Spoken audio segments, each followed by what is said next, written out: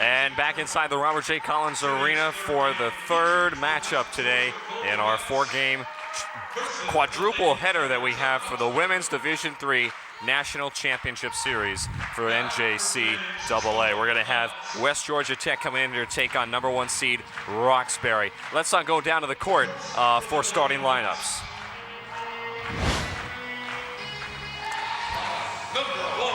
I'm alongside my broadcast partner, Jimmy Kappa, and this could be a very, very interesting game as we look at the starting lineups for West Georgia Tech.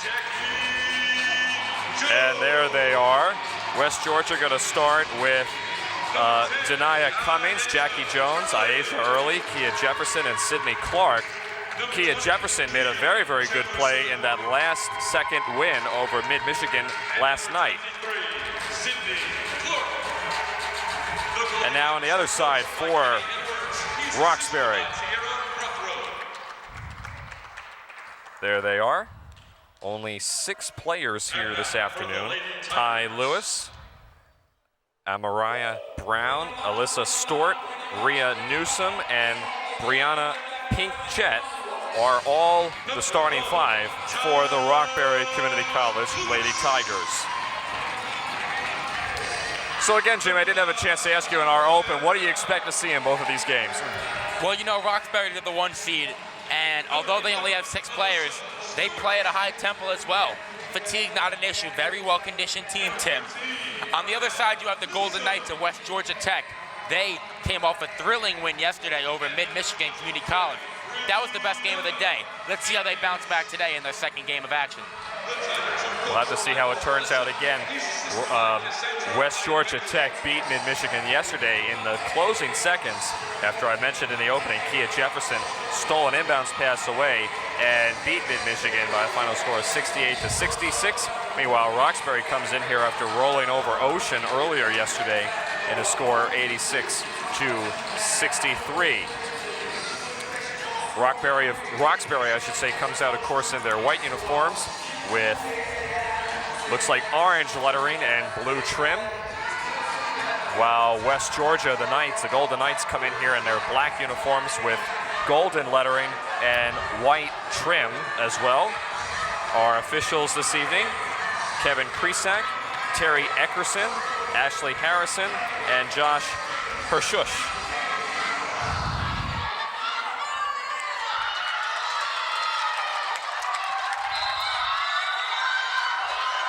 Tim, a player to keep your eye on is of the Roxbury Lady Tigers, Alyssa Stewart, number 11. She had a great game yesterday. She boasted 23 points and 9 rebounds. Have to keep an eye on her. Roxbury, again, the number 1 seed coming in. Drive to the basket by Taj Lewis is going to draw a foul, and very quickly Lewis will go to the free throw line. Foul is going to be on number 23, Sydney Clark, for West Georgia Tech.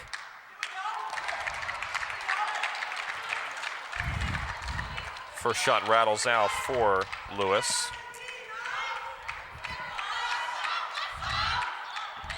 Lewis misses them both.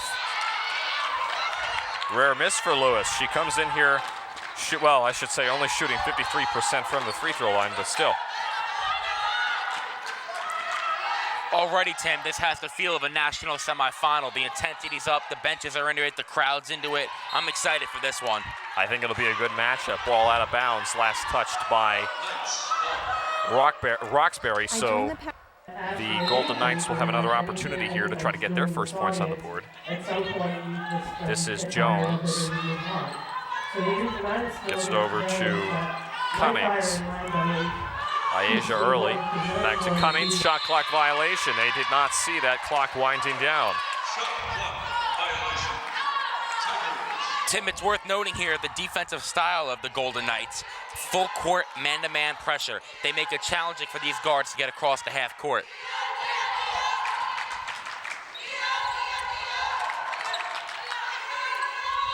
Ball stolen away inside by Cummings. Here they go the other way for West Georgia Tech. Inside, Jackie Jones, too strong. There was some contact, no foul. Rebound pulled down by Ryan Newsom. Boy, that was a tough shot by Alyssa Stort. Really strong, way off the mark. Up ahead to Early. And Early gets the first points of the board. And just like we saw last night against Mid-Michigan, West Georgia sticking with that full court pressure. Yeah, that's really the team's identity. That's their glue on defense. That's who they are. And I'm eager to see if the guards of Ruxbury can handle it, you know? They're the #1 seed. They got a little bit of a target on their back. West Georgia's going to give them their best effort. So we'll see. I think we're in for a good one here, Tim. Mariah Brown was short on that three from the corner. Putback is no good, and the rebound pulled down by number 23, Sydney Clark.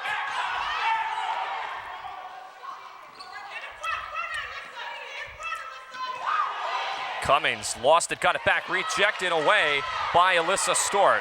Now here comes Ruxbury. Stort one-on-one, takes it to the hole, no. Gets her own rebound and is fouled.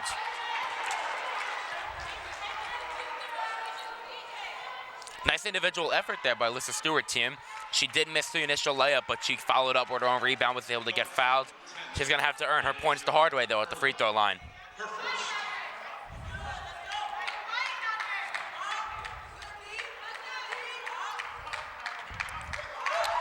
Stort is able to knock down the first one. Should mention she is an NJCAA All-American third-team player, so definitely someone very, very talented. And also from Hartford, Connecticut.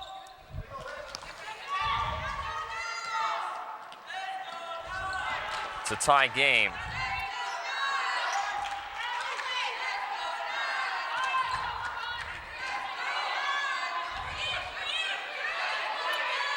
Angelina and Jerika Colbert has also checked in. Colbert now with the basketball. Number 15 for West Georgia. Shot by Clark was no good. Georgia, though, gets a 30-second reset of the shot clock. Jefferson inside to Clark. Now back out to Jefferson, no. And a rebound pulled down by number 23, Brianna Pinkchett. Contact, and it's going to be an offensive foul on number 13, Bria Newsom. Let's take a look at this again, Jimmy. Tim, I'm not sure if this was an offensive foul here. You see Dozier sliding with her. Tough call. Refs had it one way, we had it another up here. It looks like Newsom may have thrown that elbow, maybe. That extended arm will be called a lot in this game. Look for that, Tim. That's a great point. Clark shot down low, is rejected away twice out of bounds. I'm loving the atmosphere in this. Yeah. Collins Arena hasn't been rocking like this all tournament. The semifinals really amping it up here.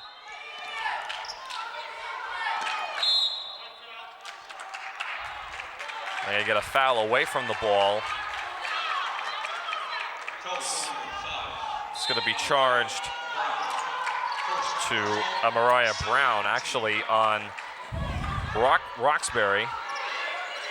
It's the first on Brown, the second on the team. Sloppy inbounds play, but they're finally able to start setting something up. Colbert inside to Jackie Jones.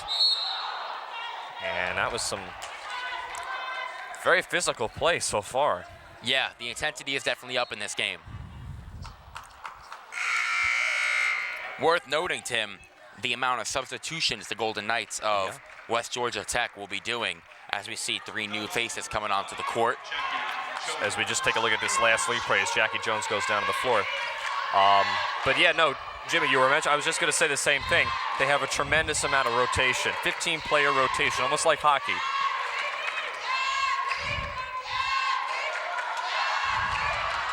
Brown lost it for a second, got it back.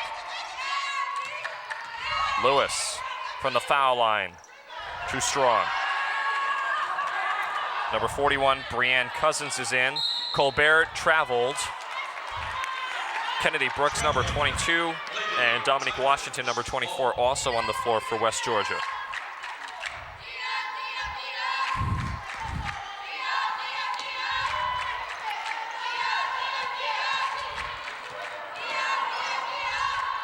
Newsom. This is Cha-Cha Diaz. Or I'm sorry, no, that's Amaria Brown. Cha-Cha Diaz has not checked in yet.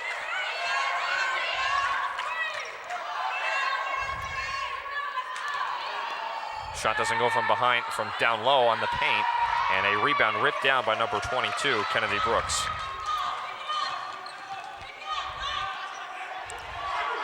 Colbert for three. Colbert had a good look at the rim there, wide open, good extra pass from the top of the key. West Georgia really moving the ball well on offense, Tim. Lady Tigers ball. So Ruxbury will be able to inbound again. We have a slight tie. Not sure what the officials were looking at, but everything's squared away. Again, still pressure on the ball by West Georgia inside number 13, Newsome. No good, an offensive foul on Newsome.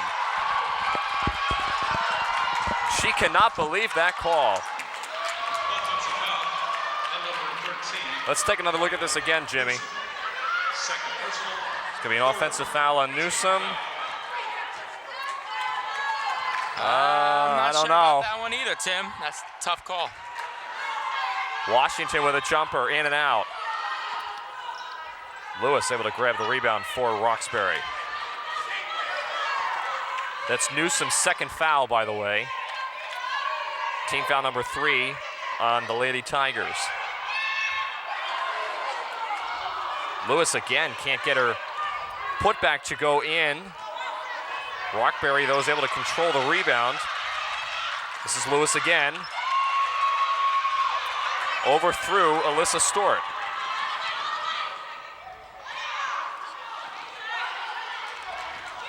Tamisha Dozer's layup was a little out of control. Both teams looking to run here, Tim. Newsome. Offensive foul again. And that's 3 on That's Newsome, 3 on their Newsome. point guard. Wow. And we did mention before, Tim, they only play 6. Let's take a look at this again. This Coach Lisek for the Lady Tigers is very upset, understandably. She loses control here. She was outside of that restricted Yes. area, so she was in a good position. Let's And take she a look did- at her footing. She is outside of that area, as you mentioned, Tim. She set her feet. That's a good call. That's a good call. That one is an offensive foul. But unfortunately for Newsome, that's 3 fouls, as you mentioned, Jimmy, on her, and now she's on the bench. And now the officials are conferring together. Could this possibly be another foul on Ruxbury? Maybe a technical foul?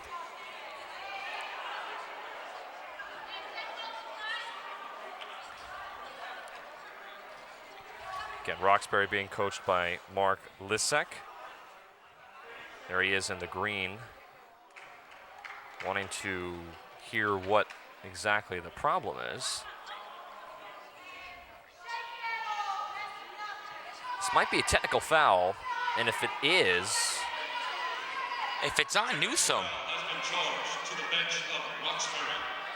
so they're going to charge a technical foul to the bench, but That is their 5th team foul. so it doesn't appear that anyone's going to be charged with a. I've never heard that call before. Usually, if it's a technical foul, it's on somebody, not Yes. a bench. There's not that many people on the Ruxbury bench, so I'm confused by that. But I think possibly Newsome may have said something, or maybe was frustrated, and maybe that's why they called it. But either way, Well, you Colbert know, at the line going to make the first foul shot. if it was Newsome who said something, I think the refs may have done a great job by assigning it to the bench and not Newsome, because that technical would have been her 4th personal foul. Right, One right. more, she's out of here. We're only a little bit over halfway through the first quarter.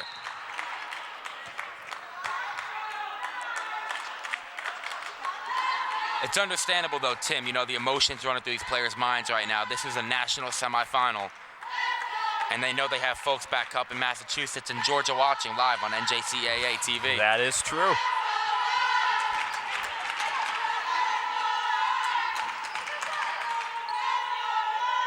Brooks back out to Daniels. Ball being worked around. Colbert lines up for a 3. Short. Cha-Cha Diaz now is on the floor. Number 3 has it stolen away. She's tackled in the corner. by 3 different defenders, and it's going to be a jump ball. Possession arrow goes back to West Georgia. Ryan Newsom comes back in. Again, she's got 3 fouls. Let's take a look at this replay last time. As I was talking about Cha-Cha Diaz, watch, she's 1, 2, and 3 players all come swarming in and almost tackle her down to the ground. It gives you a glimpse of how good that West Georgia Tech defense is, Tim. In your face swarming, creates havoc. Genoa Daniels on the floor for West Georgia. She has the ball now. Intercepted. And now we're going to get a foul on the Golden Knights. It'll be on number 5, Jackie Jones. That's her 2nd foul. And now, Tim, let me ask you, how do you feel about Rhea Newsom being reinstated back into this game so early? With 3 fouls, would you have left her on the bench a little longer? well, I was actually going to defer the question to you, but listen, it's interesting to have her come in because at this point, as you said, Jimmy, she's got 3 fouls. There's only 6 players total on Ruxbury's team, so possibly the mindset with Coach Lessick is that if you keep her on the floor and you just tell her to be very, very conscientious that she has 3 fouls, she's someone who's very, very vocal, very, very energetic on that side, possibly for offense. The officials are discussing something as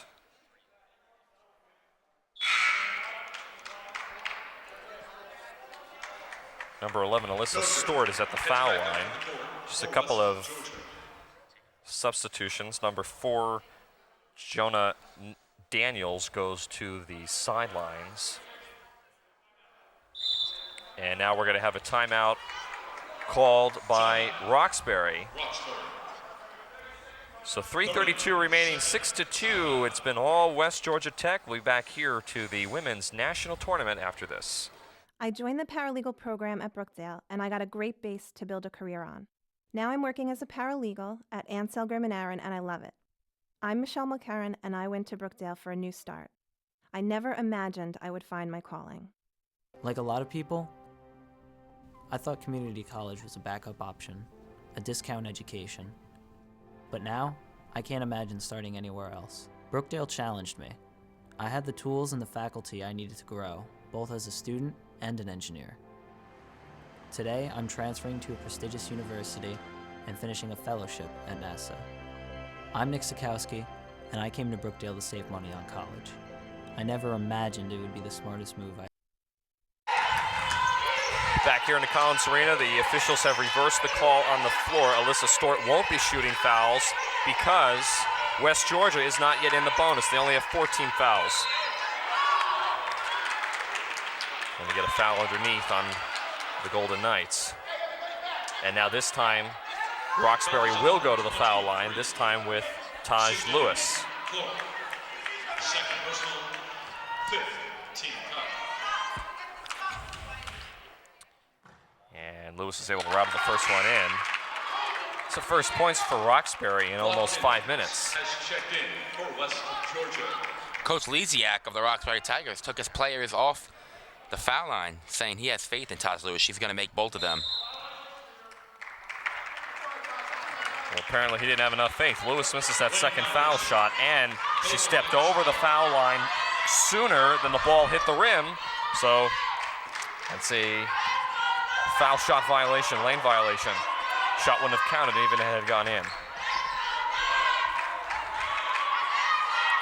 Anna Watkins is also now checked in for West Georgia. She's on the floor now. Intercepted there, lead up ahead to Cha-Cha Diaz. Diaz able to corral that ball in. This is Lewis. Going to be another foul on West Georgia. Foul is on number 20, Kia Jefferson. Foul is going to be charged to Kia Jefferson, who made such a great play last night against Mid-Michigan in the closing seconds to hand the win to West Georgia. She's going to have her first foul.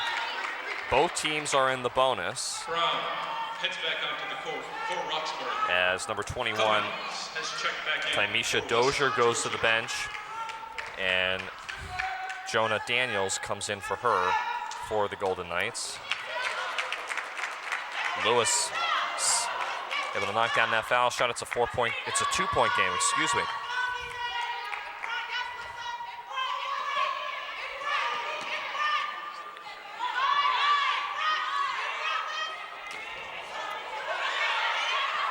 Colbert over to Brooks, hoists up a three, short.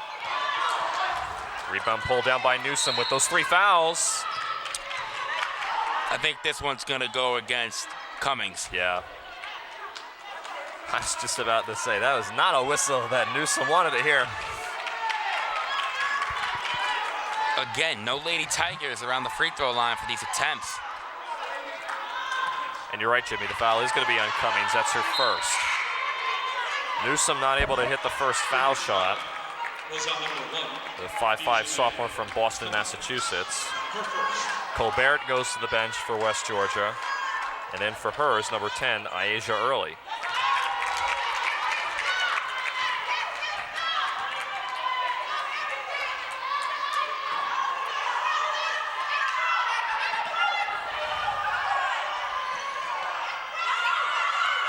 Watkins a long 3, it's an air ball.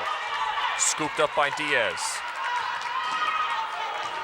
Diaz, ooh, goes right over number 20, Kia Jefferson, and they're gonna call that a block.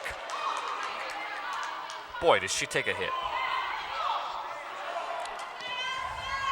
Let's take a look at this again. On number 20, Kia Jefferson. Watch this. Let's see. Her second. Diaz.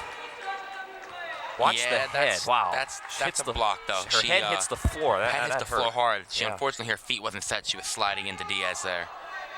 Wow. Getting aggressive out there. Yeah, this game's it's intense. National semifinal. Win and move on. Lose and third place is the best you could get. Jefferson, who picked up that foul, goes to the bench with 2 of her own. Meanwhile, Diaz Good shot. gives Roxbury their first lead of the game. Under 2 minutes to play here in the first quarter. Looks like Roxbury's maybe changed to a 2-3 zone all of a sudden.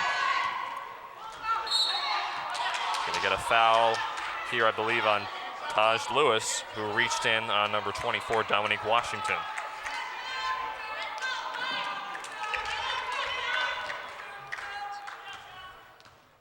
So Dominique Washington, the 5'7" sophomore from Chamblee, Georgia.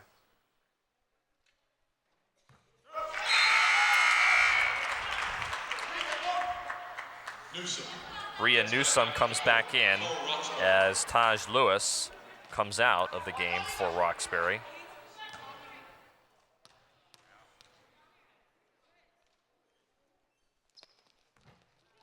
In and out in the second attempt for Washington.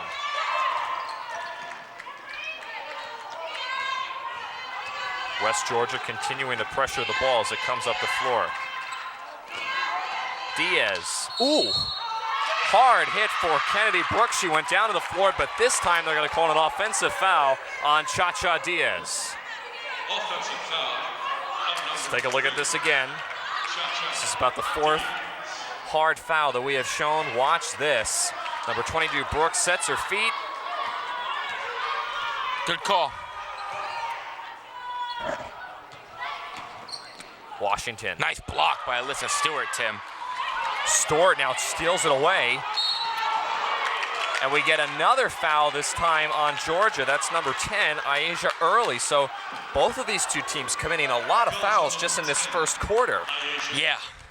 We've been in the double bonus for a little bit over a minute now for both teams, Yeah. and it's free throws here on out for every foul. So I'd be careful if I was either team. Especially Roxbury. They only have 6 players here for the team. And one of them, Rhea Newsom, has 3 already.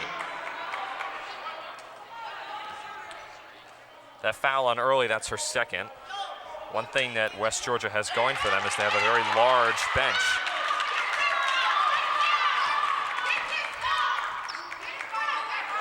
Ruxbury by 2 as we approach a minute remaining in the first quarter. Daniels. Rebound to Cummings. And a bounce back to Georgia. Knights ball.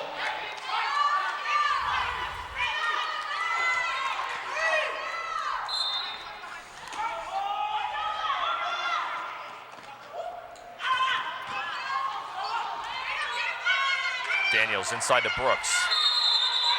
Traveled. Traveling. Lady Tigers ball.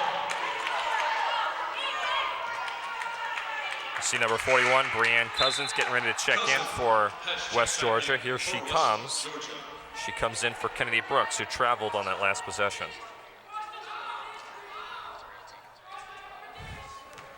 But look I see 1, 2, 3 black jerseys all the way in the backcourt, Jimmy, pressuring that ball coming up the floor.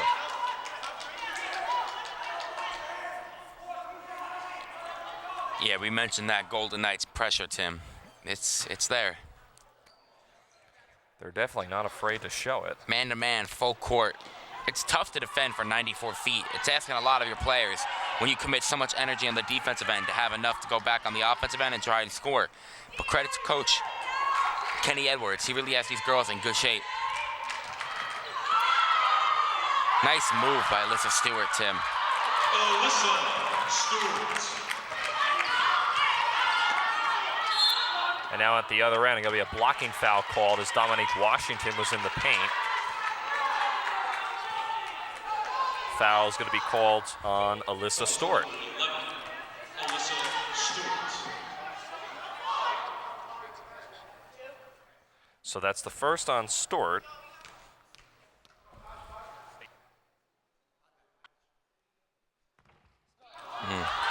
Washington, though, can't make it count at the foul line.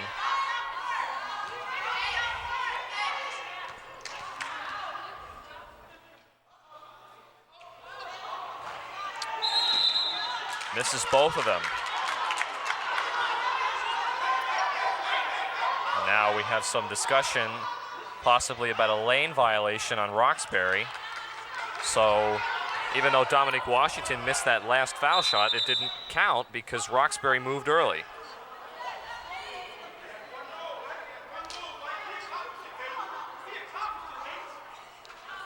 Lane violation. West Georgia will be awarded 1 shot. So just a retry of the second foul shot for Dominique Washington.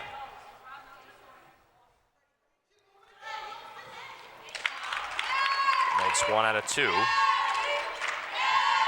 you're not counting the second shot, that was wiped away because of the violation. So 3-point game, shot clock and the game clock are practically equal.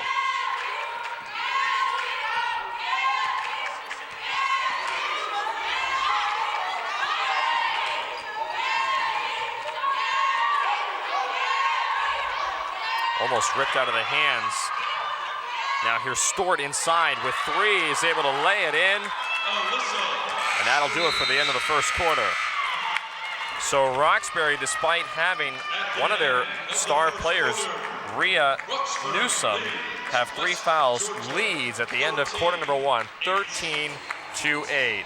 You're watching the NJCAA Women's Basketball Championships on NJCAA TV. This is not your ordinary community college. This is an education for the 21st century, a college that learns from industry trends and adapts to the changing job market. This is a group of acclaimed professors and a staff who will stand at your side and help you kick down any door you choose. This is where you can learn a new skill or earn a degree, online or in person, at 6 locations across Monmouth County. This is not your ordinary community college. This is Brookdale. This is college redefined. This is success reimagined. My daughter was born premature, and the hospital's respiratory therapist saved her life. When the economy crashed, we moved back to New Jersey for my husband's career, but nobody was hiring drama teachers. So I joined the respiratory therapy program at Brookdale, It's a great field with job security, and you can be there for people who really need you. My name is Joriel Miller, and I came to Brookdale to change my career. I never imagined I could help save a life. I joined the paralegal program at Brookdale, and I got a great base to build a career on. Now I'm working as a paralegal at Ansel, Grimm & Aaron, and I love it. I'm Michelle Mulcairn, and I went to Brookdale for a new start. I never imagined I would find my calling.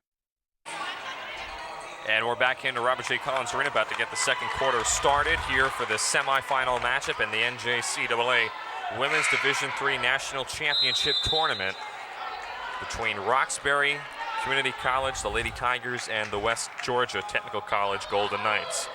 West Georgia down by 5 at the moment, 13-8. Tim Kentelfamo alongside Jimmy Coppa inside the Collins Arena at Brookdale Community College in Lincroft, New Jersey. We're going to get a foul on the floor, that time on Dominique Washington, number 24. So it's a first team foul very quickly within 14 seconds of the second quarter. It's a first on Washington.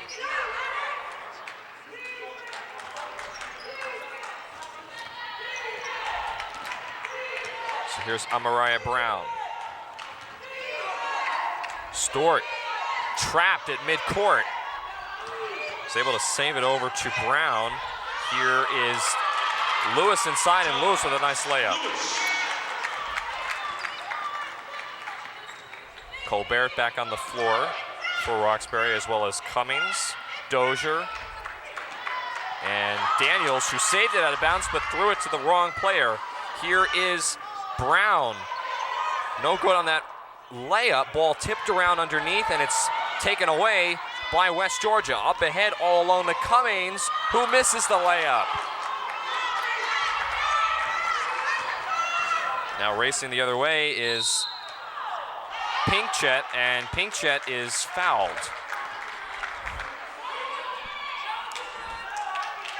And if that's on number 22, Kennedy Brooks, it's going to be her first foul. Number 22, Kennedy Brooks, her first.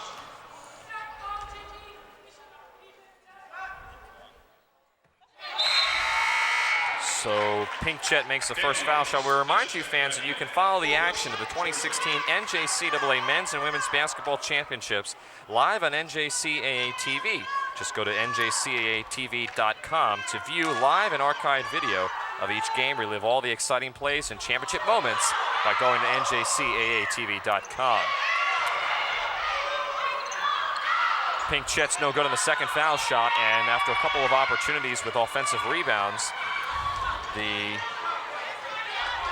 Roxbury Lady Tigers come away empty on that possession. Still hold an 8-point lead, though.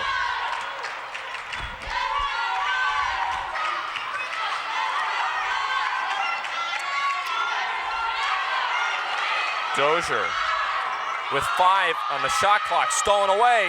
Bodies go flying. Coach Lisek is really excited on that sideline. He is very animated. He's fired Wow. up. And you know what? I feel like as players feed off that emotion. That's always good when a head coach is just as into it as you are. Only 2 on the clock. They're going to have to get up a quick shot. Dozier short with that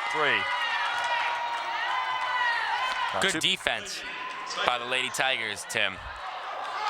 That 2-3 zone that they have extended beyond the perimeters really caused some problems for the Golden Knights at West Georgia Tech. They opened up with a man-to-man defense, and then they switched to 2-3 zone, which ever since they did that, Jimmy, they've been able to take control of this game as far as the lead is concerned. Yeah, West Georgia Tech's their bread and butter is not shooting the basketball, and that's what the zone pretty much invites the offense to do. Roxbury is pretty much asking West Georgia. They're daring them to shoot. They don't want them to drive. They don't want to give it the penetration. They'll live with them taking outside shots. Here is Daniels from the corner, hit the scoreboard, the shot clock actually, and then a hard basket by Dominique Washington, who really just chucked it up there. Stored inside. Rebound ripped down by Brianne Cousin.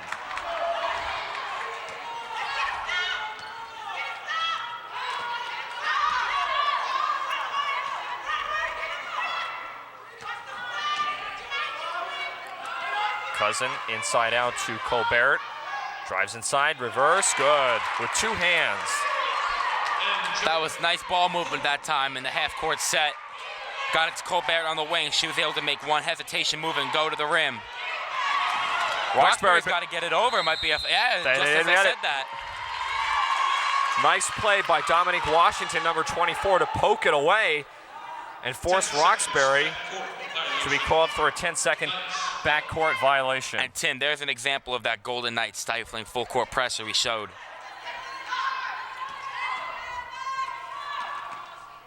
Washington.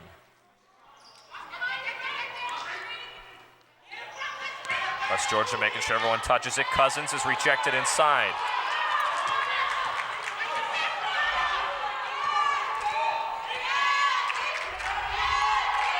Newsom with 3 fouls inside to Lewis with that long 2. They get another chance at it. Newsom, nice jumper from the foul line. Good jump stop by Newsom. Pulled up right in front of the free throw line. Wide open shot. Washington almost picked up her pivot foot. Dumps it to Brooks. Nice stop inside and lays it in. That was a great job of, a good example of the Golden Knights penetrating the zone and then finding the open man underneath. Lewis again rolls off the rim. Rebound pulled down by Pinkett. Inside Lewis. And Brooks is able to secure the rebound for West Georgia. Up ahead to Colbert. One-on-one. Lays it in. And you see the Golden Knights, they really want to get out and run on you. Off a missed shot, they get the rebound, and they're looking to push it in transition, hit up ahead. Knights have closed to within 4.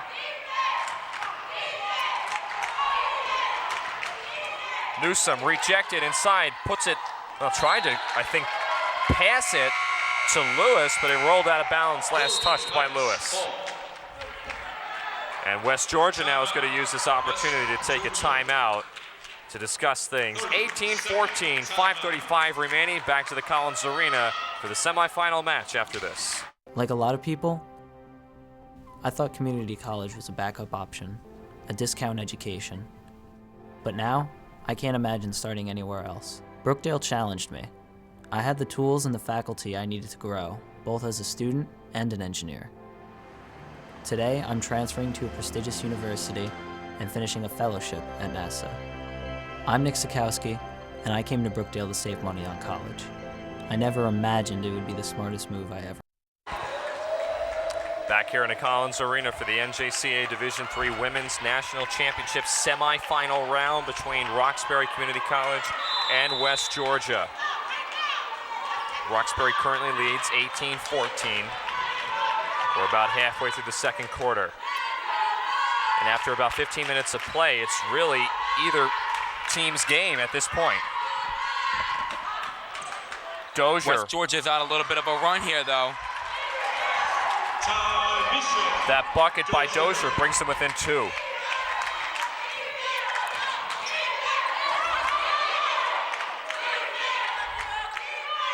Cha-Cha Diaz back on the floor. Long 3 doesn't go. Rebound put back up by her teammate, Alyssa Stewart. And Stewart gives Roxbury a 4-point lead. Daniels, floater, bounces off the rim a couple times. Out of bounds, back to Roxbury.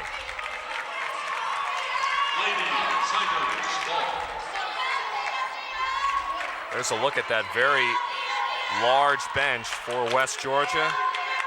Almost all of those players coming onto the floor at least once during the game.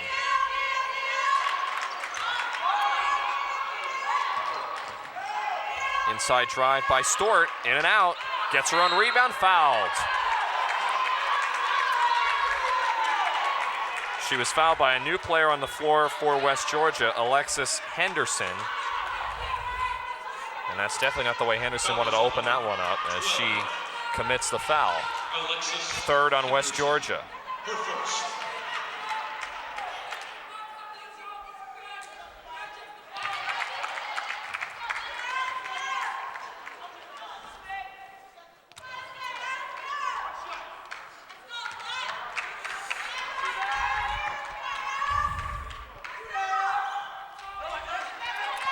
Stewart only gets 1 out of 2.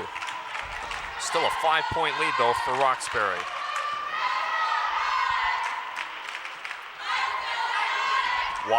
Anna Watkins also on the floor. Daniels, back to Dozier, floats it up.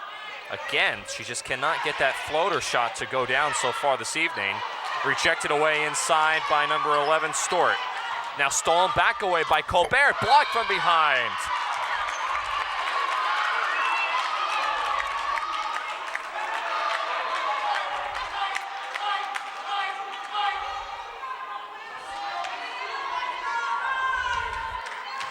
So Georgia will get another shot at this with 20 into the shot clock.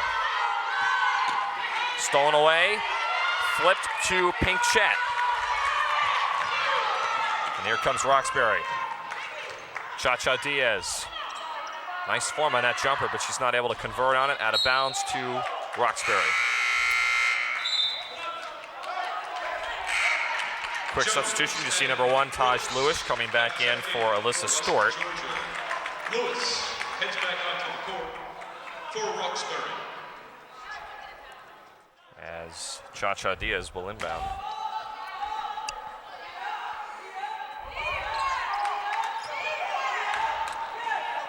Inside, Pinchette, I think may have gotten hit in the mouth, lost the ball. Daniels. As the Golden Knights trying to cut into this 5-point lead that Ruxbury currently holds. Poked away for a second. Dozier, able to control it, flips it over to Colbert for a left arc 3. Newsom goes down to the floor to grab it, flips it up ahead to Lewis. Behind, she's clobbered. And now, meanwhile, on the other side, Colbert has remained on the floor.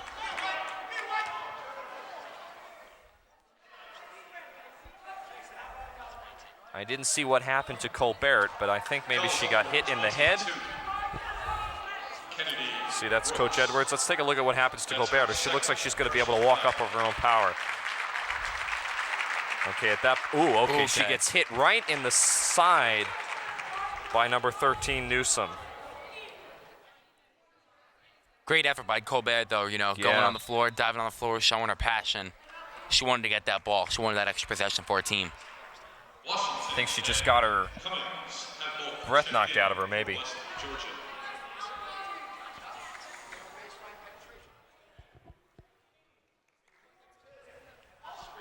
So the foul at the other end is officially going to be charged to Kennedy Brooks. That's her second. And the 4th on West Georgia. At the line, Lewis misses the first.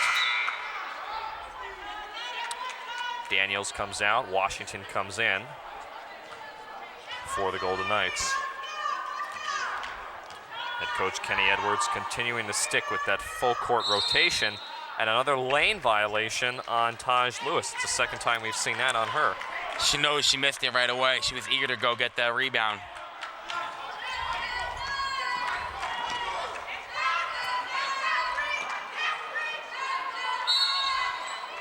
Got a foul down low, I believe, on...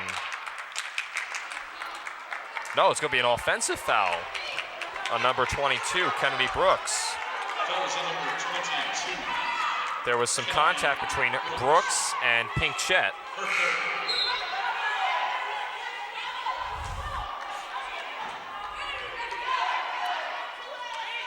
And Brooks now goes to the bench.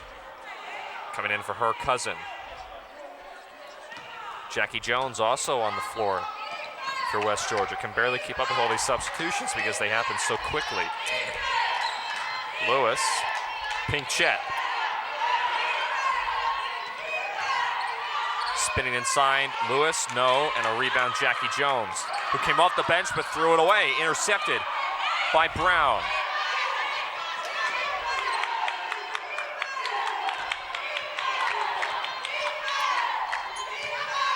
Lewis. Here's Pinchette. Newsom, 3 seconds in the paint. 3 seconds in the paint. Golden Knights ball. Tim, it almost feels like it's been a few minutes since we last seen a Golden Knights basket. Yeah. They desperately need one here. it's been a few minutes since either team has scored a basket. That's a great point. They've been on a cold streak. And as we say that, Number 21, Tajmia Dozier, able to knock that long 2 down, and it's a 2-point game. I'm sorry, they called it a 3. My mistake. Rebound Jones. West Georgia has the opportunity to tie this up with a 2 or take the lead with a 3. Cummings, dangerous cross-court pass, and then she's fouled immediately by Washington. yeah, you can't telegraph that cross-court pass. Easily intercepted by Ruxbury, and now they'll take the long walk down the other end of the court and we'll shoot 2. Fouls on number 24, Dominique Washington. So they're going to call the foul on Washington. Personal foul. That's the second on Dominique Washington, and the officially 6th-team foul on West Georgia. And what that basically means is since the team is over 5 fouls, Ruxbury is going to be shooting 2 free throws from the rest of the quarter every time there's a foul. Worth noting, Tim, after all the fouls we had to start the game, Ruxbury has not committed a single foul this quarter. That's true. They've done a good job of being disciplined. Lewis extends the Ruxbury lead back up to 4.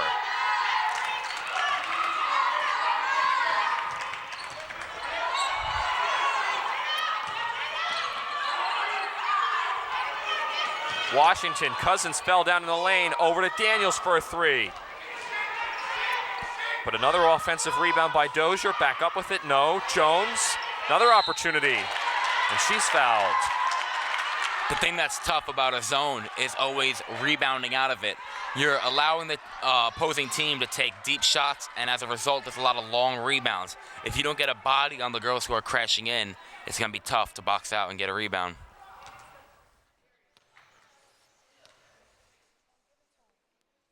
So at the line now, Jackie Jones, 5'11" sophomore from Marietta, Has checked back Georgia. for the Lady Tigers. Mariah Brown comes out of the game with 2 fouls. Coming in for her will be Brianna Pinchette.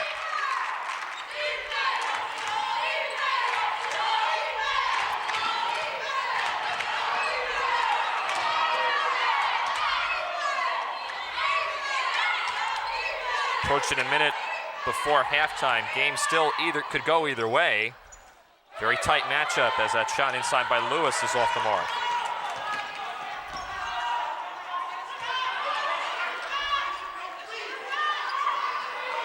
Now it looks like Ruxbury has gone back to a 2-3 zone.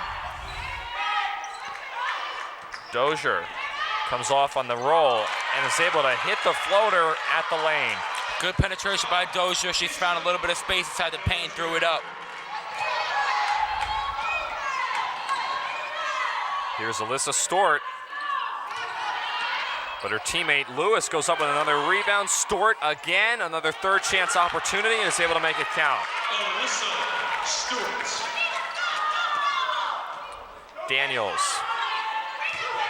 Inside to Cousin. Cousin not able to even hit the rim on that one, and now the shot clock is turned off. Cha-Cha Diaz with this, goes Nice. right around the screen, but she traveled. Nice move by Diaz. She did just take that one extra step at the end there.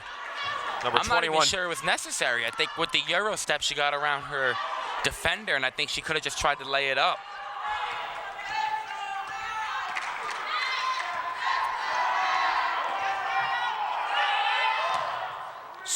Jones inside, traveled. Traveling violation. So now with 2.6, Ruxbury has an opportunity to maybe try to get one last point on the board. And I don't even think they're even going to try anything here. Nope, maybe they will. Up over the back end of the glass. So at the end of the first half, 25-22 is the score. As number 1 Ruxbury is leading the 5th seed, West Georgia, by 3 at the end of 20 minutes to play.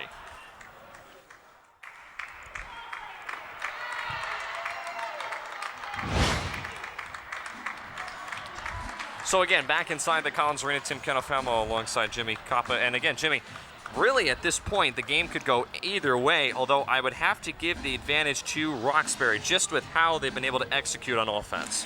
Yes, the 1 seed Roxbury playing like a true 1 seed. You know, we talked about they do not have a deep bench, 6 players total. They have a little bit of foul trouble. Rhea Newsom in the beginning, 3 fouls. Keep an eye on that in the second half. But Alyssa Stewart, she's playing like an all-tournament player right now. Also, number 1, Taj Lewis. She was a first-team All-American NJCAA during the regular season. Those 2 key players are really driving the force for what these Lady Tigers are trying to do. Let's see if West Georgia can try to stop them in the second half. I think we have an interesting contest. The margin is only 3 by Roxbury as they head into halftime, leading by 3, 25-22. We'll take a break here on NJCAA TV and come back for more semifinal matchups between West Georgia and Roxbury after this. The Garden State Film Festival returns to Atlantic City, March 31st through April 3rd, 2016. Don't miss the show. Purchase tickets at gsff.org. This is not your ordinary community college. This is an education for the 21st century, a college that learns from industry trends and adapts to the changing job market. This is a group of acclaimed professors and a staff who will stand at your side and help you kick down any door you choose. This is where you can learn a new skill or earn a degree, online or in person, at 6 locations across Monmouth County. This is not your ordinary community college. This is Brookdale. This is college redefined. This is success reimagined. My daughter was born premature, and the hospital's respiratory therapist saved her life. When the economy crashed, we moved back to New Jersey for my husband's career, but nobody was hiring drama teachers. So I joined the respiratory therapy program at Brookdale. It's a great field with job security, and you can be there for people who really need you. My name is Joriel Miller, and I came to Brookdale to change my career. I never imagined I could help save a life. Like a lot of people, I thought community college was a backup option, a discount education. But now, I can't imagine starting anywhere else. Brookdale challenged me. I had the tools and the faculty I needed to grow, both as a student and an engineer. Today, I'm transferring to a prestigious university and finishing a fellowship at NASA. I'm Nick Sikowski, and I came to Brookdale to save money on college. I never imagined it would be the smartest move I ever made. I joined the paralegal program at Brookdale, and I got a great base to build a career on. Now I'm working as a paralegal at Ansel Grimm & Aaron, and I love it. I'm Michelle Mulcairn, and I went to Brookdale for a new start. I never imagined I would find my calling. For nearly 50 years, Brookdale graduates have been shattering expectations. They transfer to Georgetown and Columbia University. They work at NASA, call Major League Baseball games, and defeat celebrity chefs. They prove again and again that a college is only as good as its success stories, and ours speak for themselves. This is Brookdale. This is college redefined. This is success reimagined.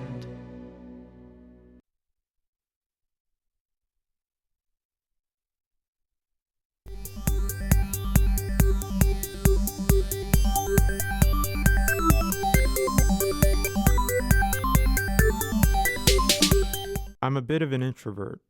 At a big university, I could have been lost in the crowd, but Brookdale helped me find my voice. My name is Justin Melendez, and I came to Brookdale to learn about business.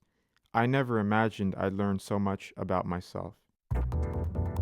The Garden State Film Festival returns to Atlantic City, March 31st through April 3rd, 2016.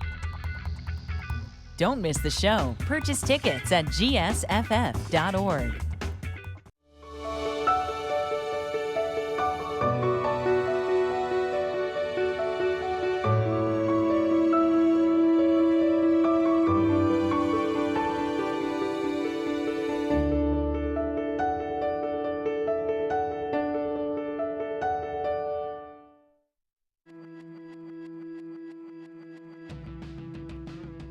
Hi, I'm Sophia Perola, and welcome to Brookdale's Open House, where high school students, transfer students, families, and the entire Monmouth community can learn more about what Brookdale has to offer.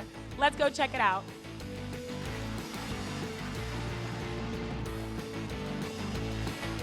Here at the open house, students can tour the beautiful Lincroft campus, meet the faculty, and find out from over 50 of Brookdale's academic programs.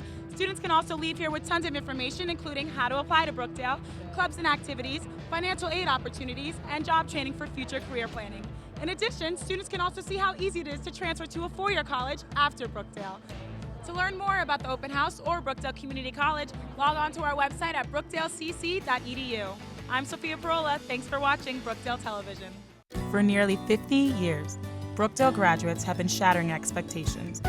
They transfer to Georgetown and Columbia University. They work at NASA, call Major League Baseball games, and defeat celebrity chefs. They prove again and again that a college is only as good as its success stories, and ours speak for themselves. This is Brookdale. This is College Redefined. This is success reimagined.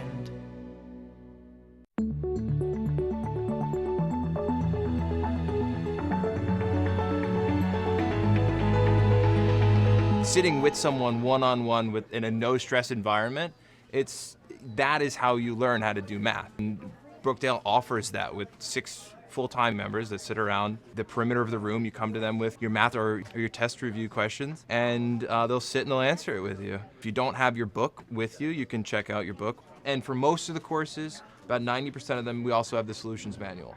So you can sit and you can do the work with it, and it actually has the solutions worked out.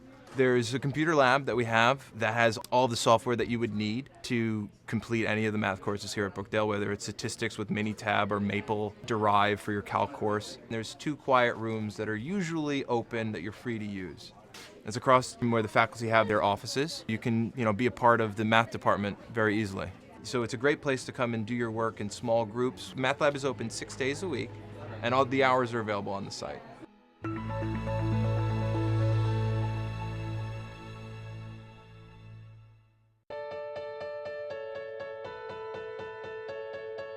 Welcome to this segment of Brookdale Newsmakers.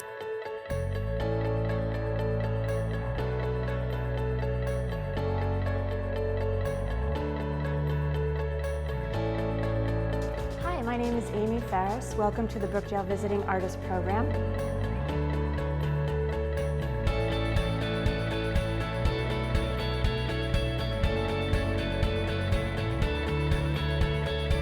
Hi, I'm Tim Carafano, and I'm standing here at the 2014 Brookdale Spring Open House.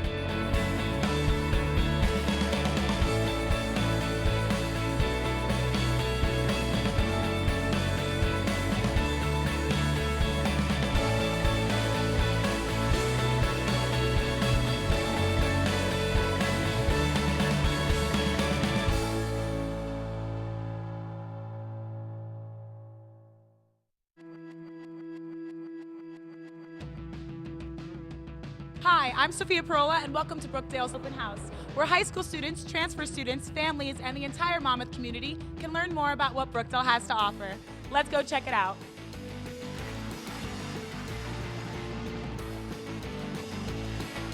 Here at the open house, students can tour the beautiful Lincroft campus, meet the faculty, and find out from over 50 of Brookdale's academic programs. Students can also leave here with tons of information, including how to apply to Brookdale, clubs and activities, financial aid opportunities, and job training for future career planning. In addition, students can also see how easy it is to transfer to a four-year college after Brookdale. To learn more about the open house or Brookdale Community College, log on to our website at brookdalecc.edu. I'm Sophia Parola. Thanks for watching Brookdale Television. This is not your ordinary community college. This is an education for the 21st century, a college that learns from industry trends and adapts to the changing job market.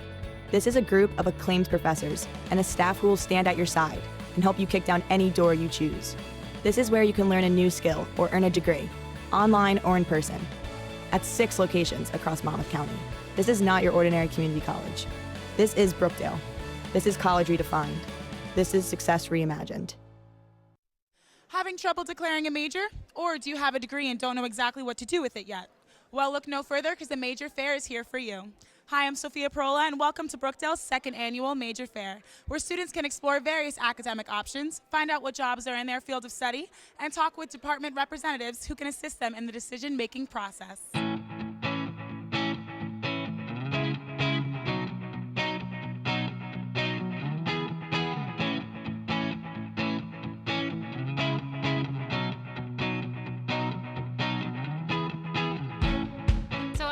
McElroy. I'm the Director of Career Services here at Brookdale.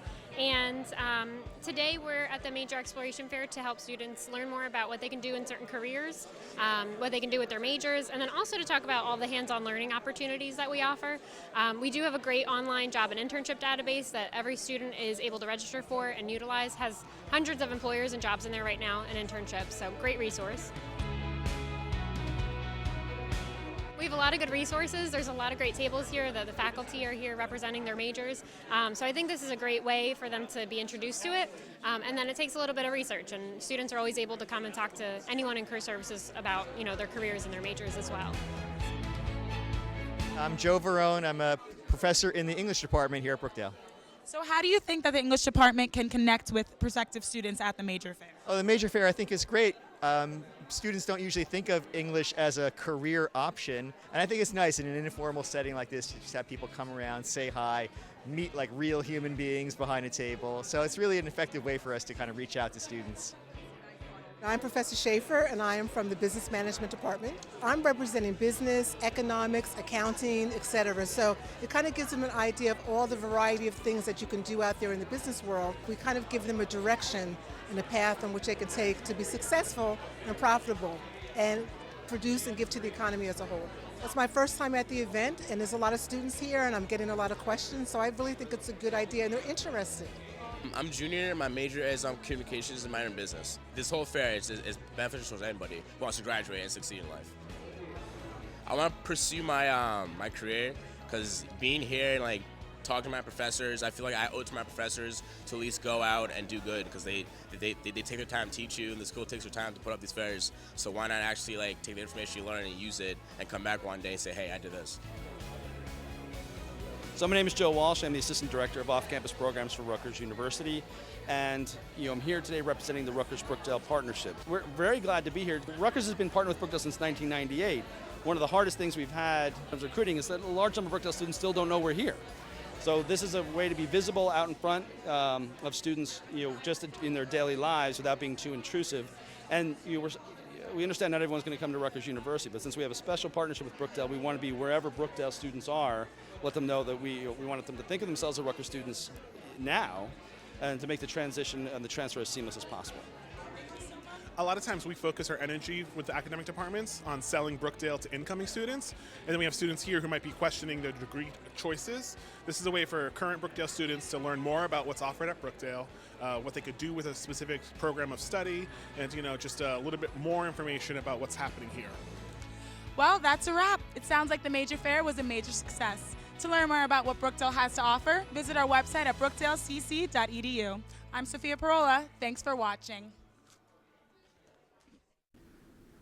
Considering stemming into the financial sector, the Brookdale Math Club hosted Brookdale trustee Gary Tolchin, who came and spoke to students about all things Wall Street and career opportunities for STEM students in the financial world.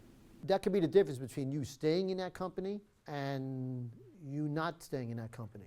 Every time I'm at Brookdale, and I'm a trustee here for about 18 months, every time I'm here I learn something, another positive event that happens here. A lot of people here with passion.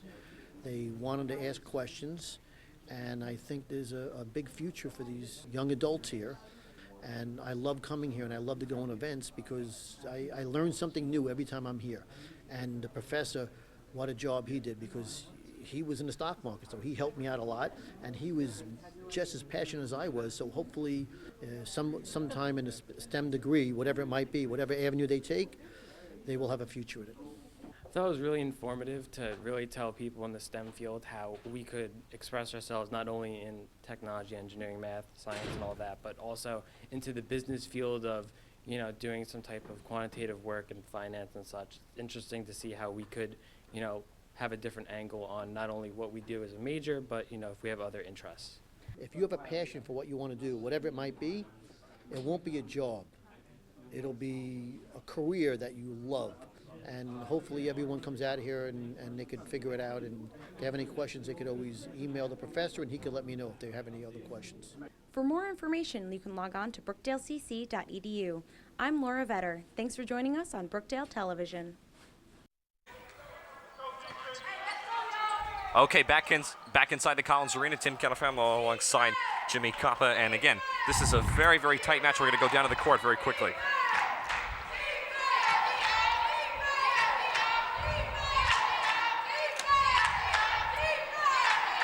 Again, halftime score, Ruxbury leads West Georgia by 3, 25-22.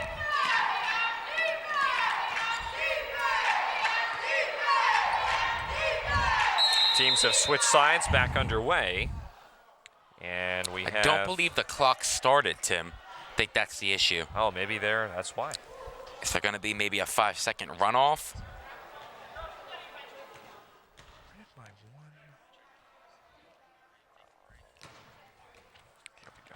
You know, Tim, they might go to the monitor here and try to manually count how many seconds should have come off the clock.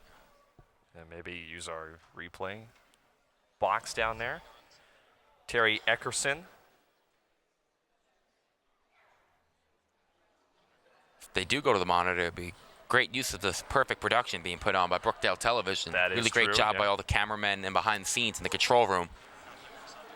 Yeah, we're being broadcast live at NJCAA TV, but in conjunction with the local affiliate here in Lincroft, New Jersey, on the campus of Brookdale Community College, Brookdale Television.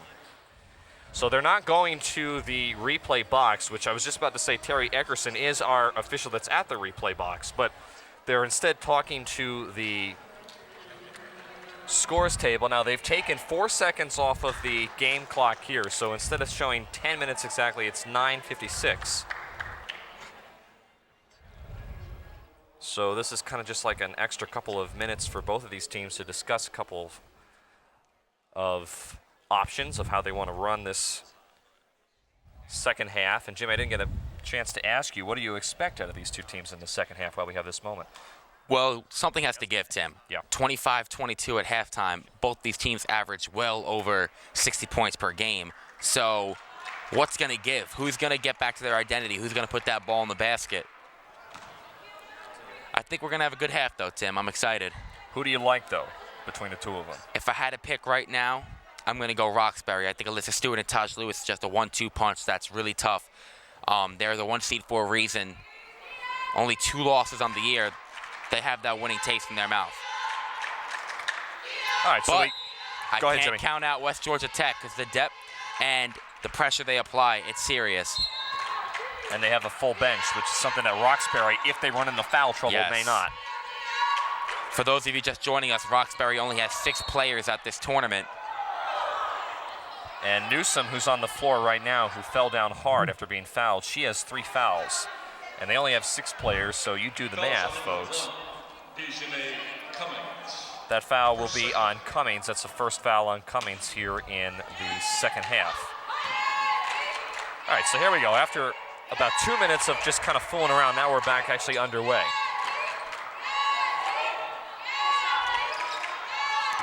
Air ball there by Amara Brown, but good save underneath by Cha-Cha Diaz. And Pinkett was able to put it in. Ruxbury opens up in that 2-3 zone again.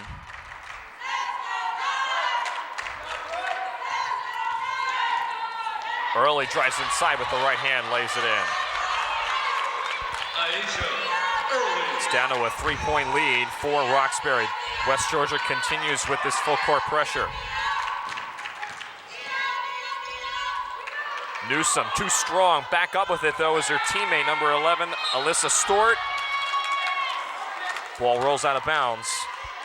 It'll remain here with Ruxbury.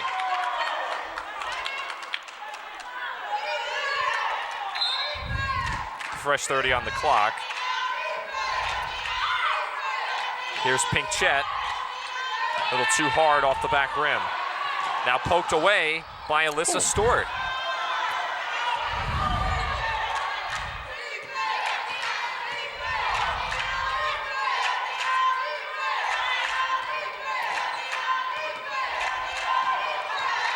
Mariah Brown. Now here's Stewart. Back out Cha-Cha Diaz.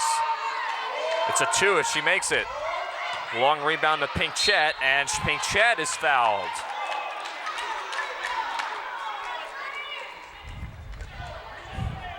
Foul is on number 23, Cindy.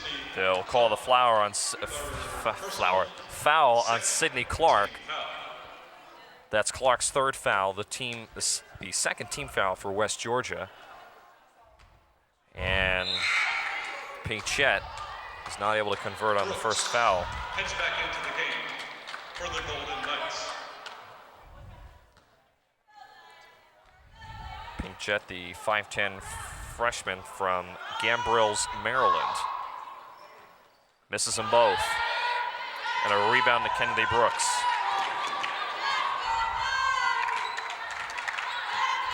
Again, West Georgia, even though they have not led for a lot of the game, has still been able to stay very, very close to Ruxbury. Cha-Cha Diaz now floats it up. No. Rebound, Stewart, and Stewart is able to have it roll in from the left side. Stewart just has a knack for offensive rebounds of getting these putbacks. West Georgia really needs to keep her off the glass. Jefferson thought she was going to take a three, now dumps it inside to Cummings. Back outside to Asia Early. Blocked away by Stewart. Jackie Jones and Pinchette have a horrible collision in the paint.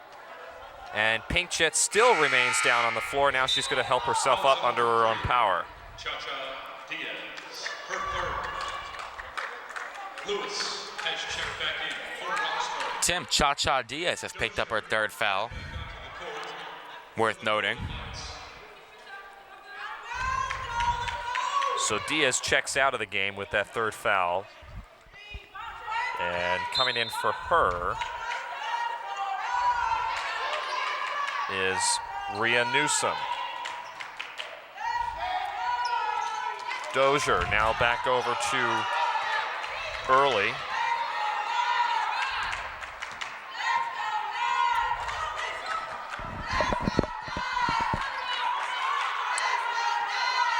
Shot clock down to 10. We're going to get a foul underneath away from the ball on Ruxbury. They're going to call the foul on Alyssa Stewart. That's Stewart's second foul. Team foul number 2 on Ruxbury, so both teams have a pair of team fouls.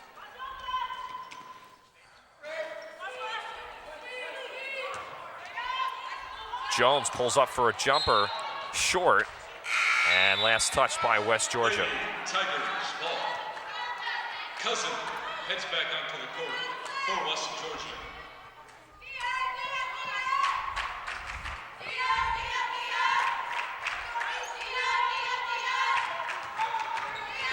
Ryan Newsom. Now this is Brown. West Georgia continuing to stick with that man-to-man defense that's worked to their advantage so well over the past couple of days.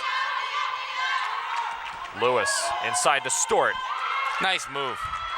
Alyssa Stewart.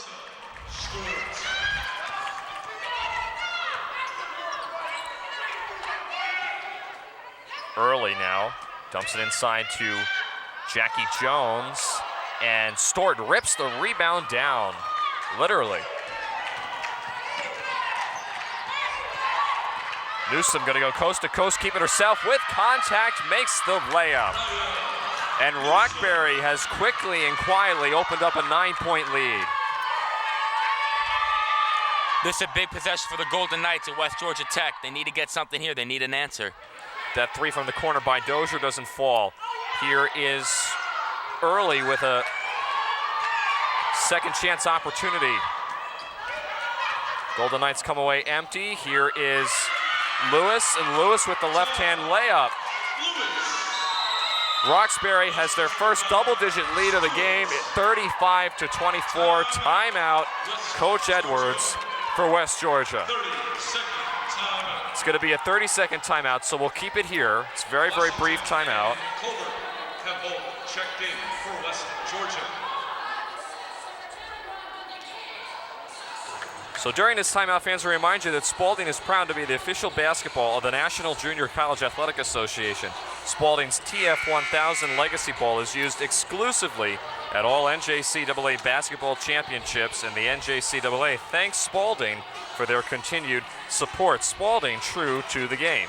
Jimmy, you got something? Yeah, Tim, I really think it's worth noting that Taj Lewis, Cha-Cha Diaz, Brianna Pickett, and Alyssa Stewart are all 5'10" or taller, but they all have the capability of pushing the ball on the floor like guards. They're very athletic, this Ruxbury team. They get out in transition well. It's tough for any team to stop, and West Georgia's having a problem with it right now. Let's see if the Golden Knights can bounce back. The question I have for you, Jimmy, is will Roxbury's endurance with only 6 players be enough to compete with this high-tempo West Georgia offense? You know, I asked a couple fellow coaches that yesterday, and they all said the same thing. Roxbury's been playing this way all season. They're used to it. They're in good shape. So I don't see it being a problem. Turnover that time for the Golden Knights. They come away empty on that possession. And for Coach Kenny Edwards, he's starting to pace a little bit nervously around on the sidelines, knowing that he's in a very precarious situation. This game could really start to be opened up and put out of reach if Roxbury is able to go on a very good run, as they have been the last couple of minutes. Yeah, these next 3 or 4 minutes are really going to dictate if this game's going to be close in the fourth or not, Tim. Lewis with the putback. It's a 13-point lead. Golden Knights need an answer quickly. Washington inside, no. And now here come the Lady Tigers. Too much to handle that time for Alyssa Stewart. Hold on.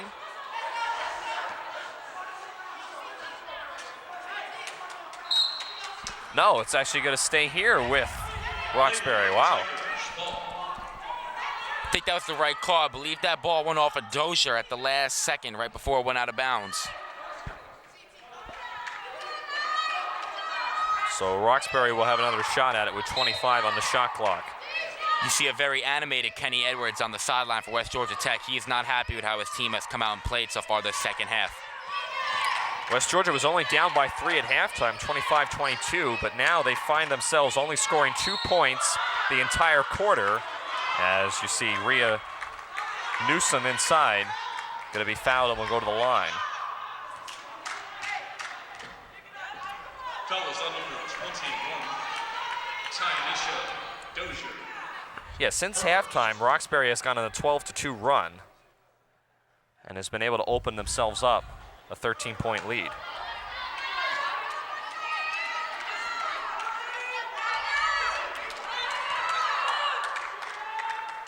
We're looking at Rhea Newsom, the sophomore 5'5" guard from Boston, Massachusetts, where Roxbury Community College is located, by the way. Yep. Technically, it's in Roxbury Crossing, but it's right in the community of Boston. That's the town that they call it, but people just say Boston.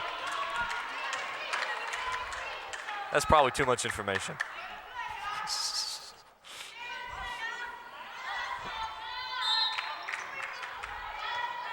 All right, so Georgia, again, another interception on that inbounds pass, now up ahead to Stewart. One-on-one with Dozier with the right hand, too strong. Golden Knights need a basket. Washington, no. Doesn't seem like West Georgia is really taking their time on offense. It's almost like they're hurrying too quickly. Looks like they're almost panicking in a way. You know, they look at the scoreboard, they see they're down 14, and they're starting to get a little worried. Nice move by Taj Lewis in the post, Tim.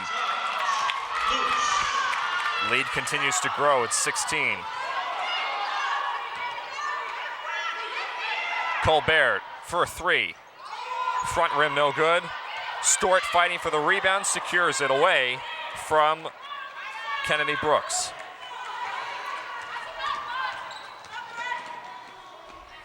Lewis again.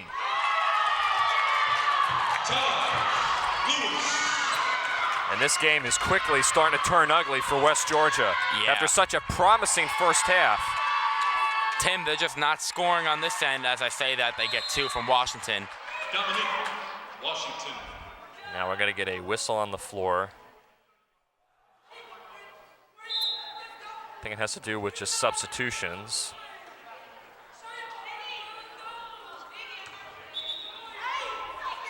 Jones and Jefferson. So Jackie Jones and Kia Jefferson are going to come in for West Georgia as number 23 Sydney Clark and number 21 Tymisha Dozier go to the bench for the Golden Knights.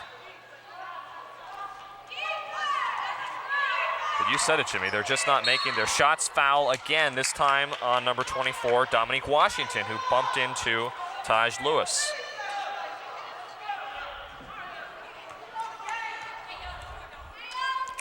One more foul by the Golden Knights, and the Lady Tigers will be shooting 2 shots from here on out to end this quarter. Coach Lisek looking on.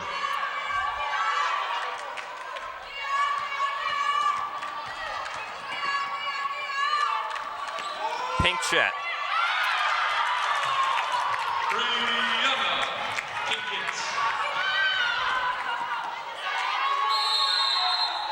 Jump ball. Possession arrow will keep it on this side of the floor. But right now, West Georgia needs a miracle if they're going to get back into this game. I'm surprised, Tim. I feel like we blinked the second half, and Ruxbury really asserting themselves as that number 1 seed.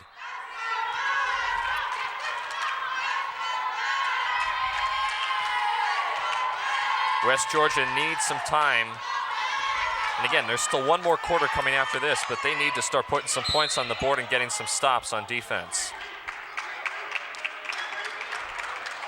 Be a foul on Pink Chet. Foul is on number 23, Brianna Pinkett. So that's going to be the first on her and the third on Ruxbury.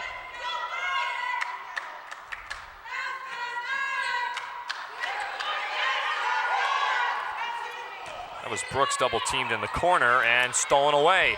Up ahead to Lewis. 1-on-2, blocked away. Nice defensive play by Jackie Jones getting back on defense. That was good hustle by Jones, denying Lewis of the basket.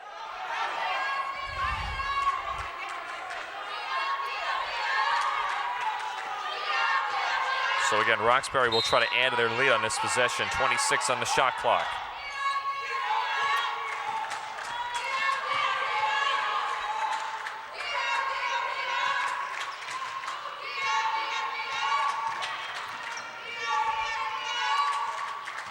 Newsom, guarded very closely by Jefferson. Shot 5 clock seconds. winding down. Stewart, offensive foul.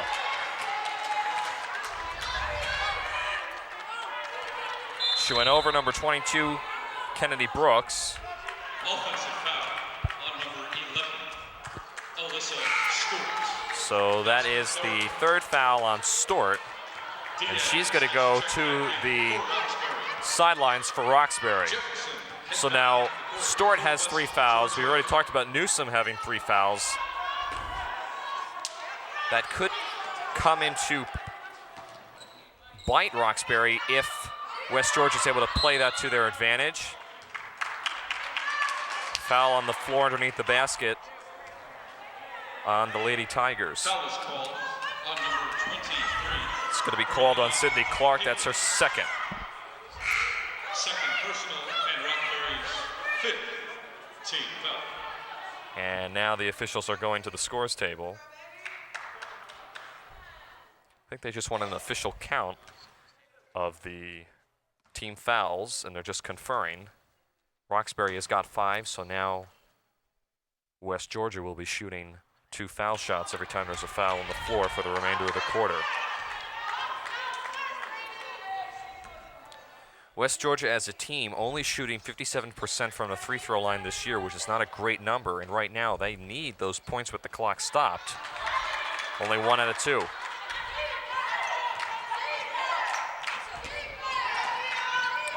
Newsom loses it. And now Jackie Jones taking it herself. Oh, cannot get the basket to fall. Was rolling around there for a little bit, and man, that would have really been a huge momentum turn. Yeah, that would have got the Golden Knights really into that 3-point play. But Jones still has a chance to earn 2 from the stripe, so we'll see.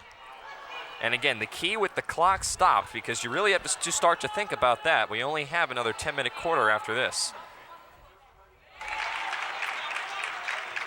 I do like the format in women's college basketball this year, moving to the 4 quarters as opposed to the 2 halves, which the men still do play. Right. Why is that, Jimmy? Why do you feel that way? I like the extra break in between. I think it gives coaches a chance to really not have to burn a timeout in a crucial moment, just to, talk their team. I think it gives the players a little bit of a rest. I can't imagine playing West Georgia's defense for 20 minutes straight. They need at least a minute break in between, Tim. It's a 16-point lead for Ruxbury. Lewis with the floater. Rebound Brooks.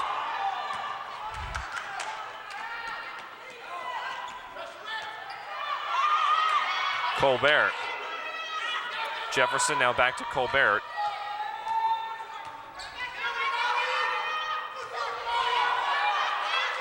Jefferson has nowhere to go with it. Shot clock starting to wind down. Early goes inside, no. Tip up by Jones, still no good, and a rebound finally pulled down by Pinkett. I have a correction on that. I've been calling Brianna Pinkett Pinkett when it is Pinkett, so I apologize. Isaiah Early trying to go for that loose ball, fell out of bounds, and may have picked up the foul, I think, actually. That's going to be the third on Early. And because now now West Georgia is in the bonus, Ruxbury will be shooting 2 foul shots.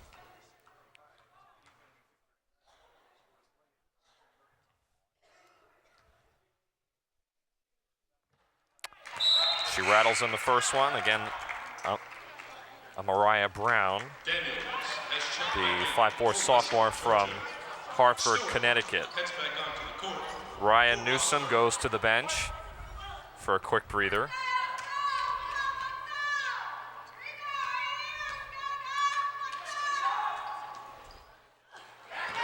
Not able to convert in the second one, but they get the offensive rebound.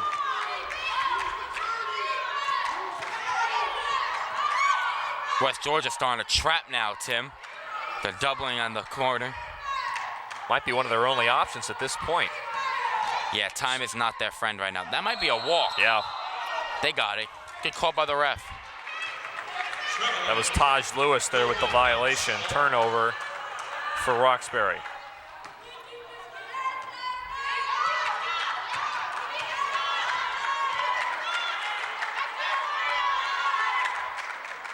Colbert inside to Jones. Nowhere to go. Just lost it. And now Pinkett is going to be fouled from behind.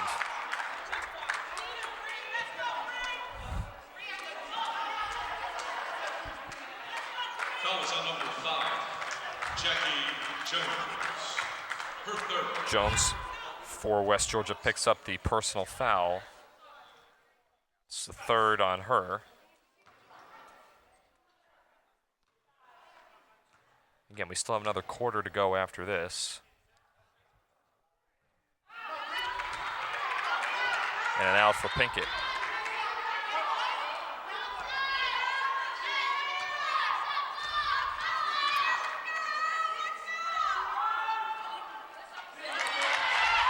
One out of 2.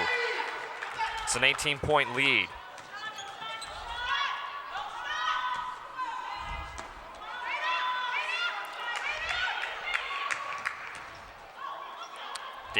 Daniels off the top of the glass. They still kept it in play, and that was number 20, Kia Jefferson, putting it in at the last second.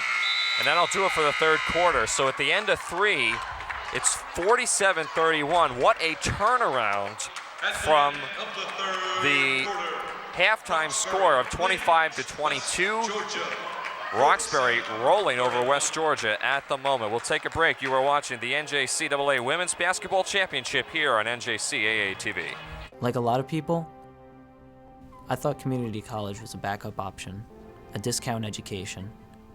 But now, I can't imagine starting anywhere else. Brookdale challenged me. I had the tools and the faculty I needed to grow, both as a student and an engineer. Today, I'm transferring to a prestigious university and finishing a fellowship at NASA. I'm Nick Sikowski, and I came to Brookdale to save money on college. I never imagined it would be the smartest move I ever made. My daughter was born premature, and the hospital's respiratory therapist saved her life. When the economy crashed, we moved back to New Jersey for my husband's career, but nobody was hiring drama teachers. So I joined the respiratory therapy program at Brookdale. It's a great field with job security, and you can be there for people who really need you. My name is Joriel Miller, and I came to Brookdale to change my career. I never imagined I could help save a life. The Garden State Film Festival returns to Atlantic City, March 31st through April 3rd, 2016. Don't miss the show. Purchase tickets at gsff.org. Back here in the Collins Arena, about to start the fourth and final quarter of action here for the NJCAA Women's Division III National Championship semifinal match between Ruxbury Community College and West Georgia. Tim Canofamo alongside Jimmy Coppa for the call here at Brookdale Community College, which is hosting the national tournament. And it's been quite a turnaround.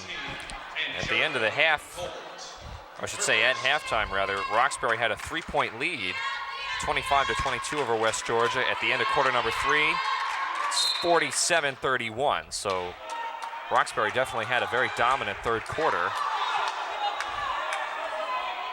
And just like that, 2 quick team fouls on West Georgia in the first opening minute of play here.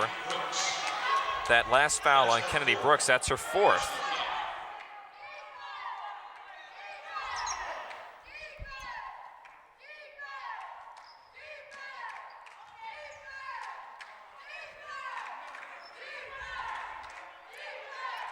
Tim, if I'm Ruxbury, I'm not trying to shoot too early into the shot clock. You know, let's try to waste some time here in this fourth quarter. We do have the lead. Let's just maintain possession.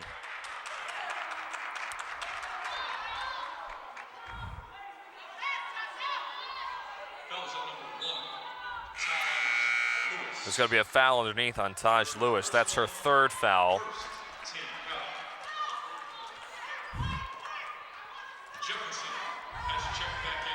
First on Ruxbury here in the fourth quarter. So right now for West Georgia, they need to pick up the tempo a little bit and try to put themselves in a position where they can start closing in on this lead.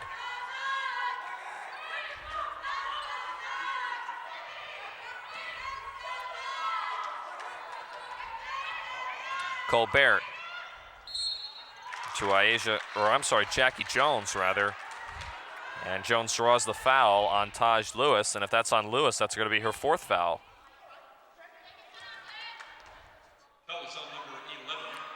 Nope. It's actually going to be charged on Alyssa Stort, but Stort is going to pick up her 4th foul. So now foul trouble beginning to be an issue for Ruxbury here, Jimmy. Yeah, they have quite a few players with either 3 or 4 fouls right now, so keep an eye on that as this last quarter progresses, because as we mentioned before earlier in the broadcast, they do only have 6 girls on their roster. So Newsom has 3.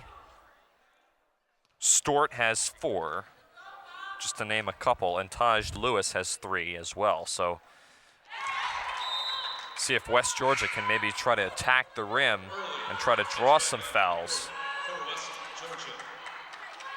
because it would benefit them both ways. They'd be able to go to the foul line to put points on the board with the clock stopped and put Ruxbury in foul trouble. Tim.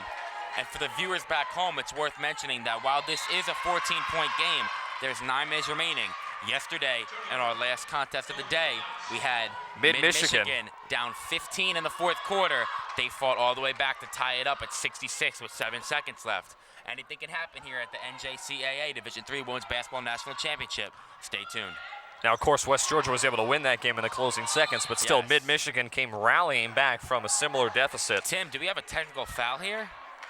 Yes, we do. Technical foul on West Georgia. Wow. They're going to call it on Kenny Edwards, the head coach for West Georgia. I'm not sure if he said something. I guess I must have missed that. You know, I didn't see Kenny Edwards too animated, so it must have been what he said. There's Edwards there on the sidelines. And unfortunately, It'll be a team foul for West Georgia, which could come back to bite them because, again, only 5 team fouls. The other team shoots 2 free throws the rest of the way.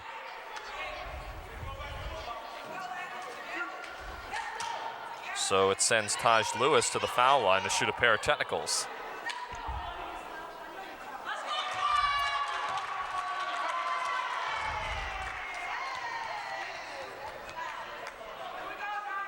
And that's not what Georgia wanted because... No, 2 shots and the ball. Not great. Timeout by Ruxbury to maybe try to just gather themselves together and go on an 8:45 run to close out this game. They've got the lead, they've got control. We'll step aside here in NJCAA TV to come back for the conclusion of this game right after this. I joined the paralegal program at Brookdale, and I got a great base to build a career on. Now I'm working as a paralegal at Ansel Grimm & Aaron, and I love it. I'm Michelle McCarran, and I went to Brookdale for a new start. I never imagined I would find my calling. For nearly 50 years, Brookdale graduates have been shattering expectations. They transfer to Georgetown and Columbia University. They work at NASA, call Major League Baseball games, and defeat celebrity chefs. They prove again and again that a college is only as good as its success stories, and ours speak for themselves. This is Brookdale. This is College Redefined. This is success reimagined. It's good. Back here in the Collins Arena, Tim Kettlefamo alongside Jimmy Kappa. 8:45 remaining. Ruxbury holds a 16-point lead, 49-33. As we're just about to wrap this game up. And right now for Ruxbury, they just need a solid couple of minutes to pretty much put this game out of reach. However, they could run into some foul trouble. We'll keep an eye on that. You know, Tim, for Ruxbury, they really got to take care of the basketball here. They can't have any costly turnovers down the stretch. Don't give the opportunity for West Georgia Tech to come back in this game. Keep your foot on the pedal and try to close this one out. As I say that, they turn it over and commit a foul. That'll be Newsome's 4th, Tim. We told you we got to keep an eye on the foul trouble. There's still over 8 minutes left in this contest.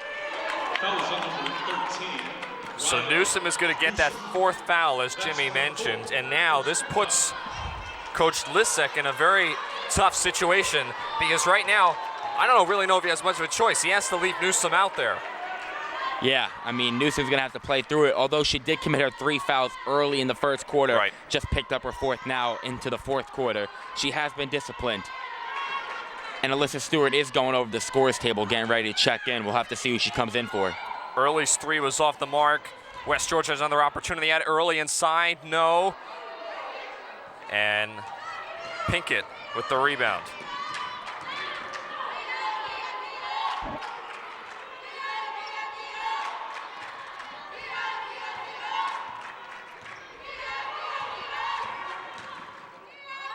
Cha-Cha threw it away. Backcourt violation. Backcourt violation. Golden Knights ball. Stewart gets back up to the court for Ruxbury. Timeout. And West Georgia now going to take a brief timeout. Down by 16 at this moment. We'll take another quick break, 30 seconds, back after this. This is not your ordinary community college. This is an education for the 21st century, a college that learns from industry trends and adapts to the changing job market. This is a group of acclaimed professors and a staff who will stand at your side and help you kick down any door you choose. This is where you can learn a new skill or earn a degree, online or in person, at 6 locations across Monmouth County. This is not your ordinary community college. This is Brookdale. This is College Redefined. This is Success Reimagined.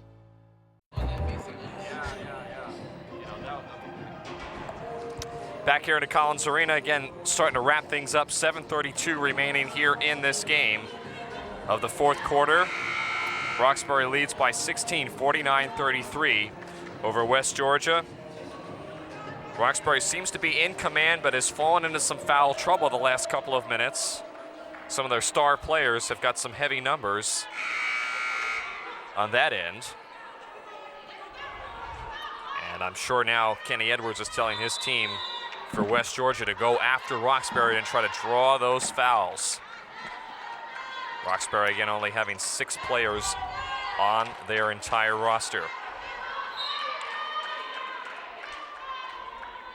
It'll stay here with West Georgia.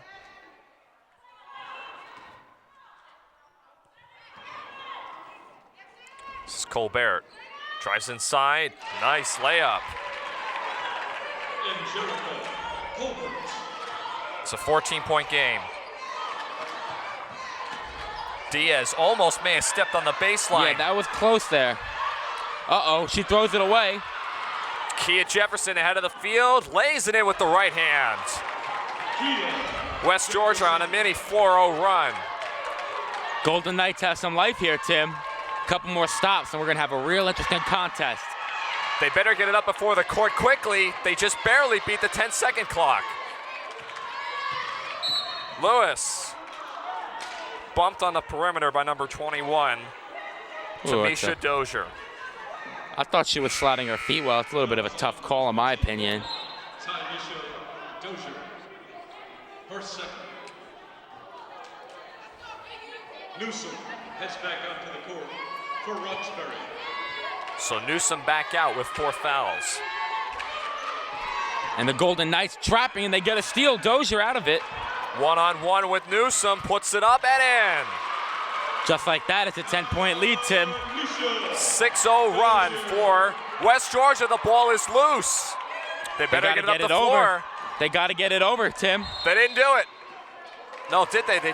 They got saved by a timeout by Coach Lisek. And he is not happy with his team. Yeah. A very vocal Coach Lisek. He calls timeout. He does not look happy. Can't blame us. West Georgia really has taken some of this momentum back in their favor. And for right now, for West Georgia, they're feeling the momentum. So right now, Jimmy, they're keeping the pressure on them.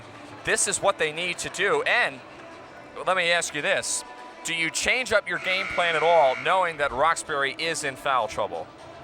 If I'm West Georgia? Yes. I'm more aggressive to the rim. I'm trying to at least draw the foul. Maybe I'm not saying advocating take a bad shot. Now, you still got to take high efficiency shots.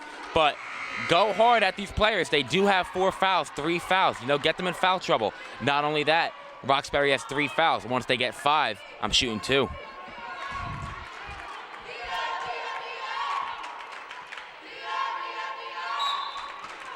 All right, so Georgia, again, down by 10. They've gone on a 6-0 run in the last minute. And we're going to get an illegal screen by Alyssa Stewart. Is that her 4th? It's either her 4th or her 5th. She immediately goes to the bench. No, that's it. She's got 5. Wow. Wow. That may have been a tough call.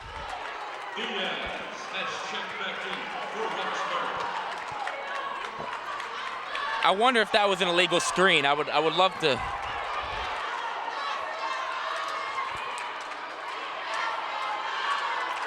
So again, Alyssa Stewart fouled out. Tim, I really think that was a tough call. I'm not sure if that screen was illegal. I thought she was set. We mentioned that Stewart is a 3rd-team All-American. That's a big loss right now for Ruxbury. Up 10. Let's see how they can respond. Jefferson inside to Jones. Lays it in. Jackie Jones. 8-0 run continues for Georgia. They throw it away. That's Newsom. Now here come the Golden Knights, feeling some new life. Dozier. Back iron, no good. Rebound, Newsom. Tim, it's important to note when Newsom playing with 4 fouls, if she gets another one, Ruxbury has to finish the game with 4 players. That is true. They don't have a sub anymore. The 5 that is out there must be the 5 to finish the game unless they foul out. And that puts even more pressure on Ruxbury because now they have to be extra cautious. Things got very interesting quickly here, Tim. 5 seconds to shoot. They throw it away. Tim, how many turnovers in a row is that? I think that's about 3 or 4 possessions. Roxbury only comes into this game averaging 9 turnovers, but right now they have eclipsed that by far as they have continued to struggle. Another 30-second timeout on the floor.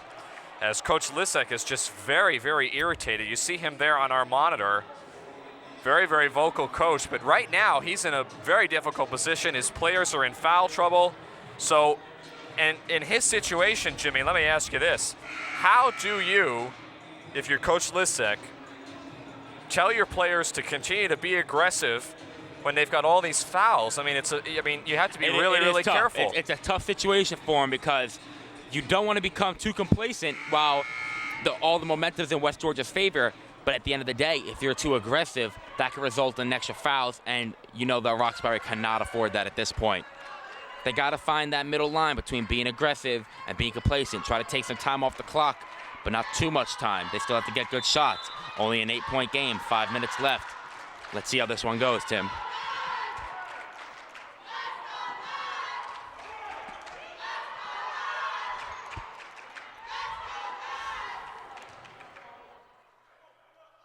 Early inside, there was contact, no foul, out of bounds to Ruxbury.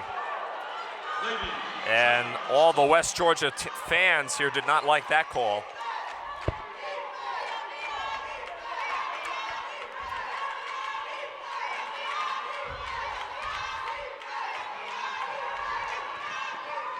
Newsom, dangerous pass. Again. Swatted away, out of bounds there by Dozier.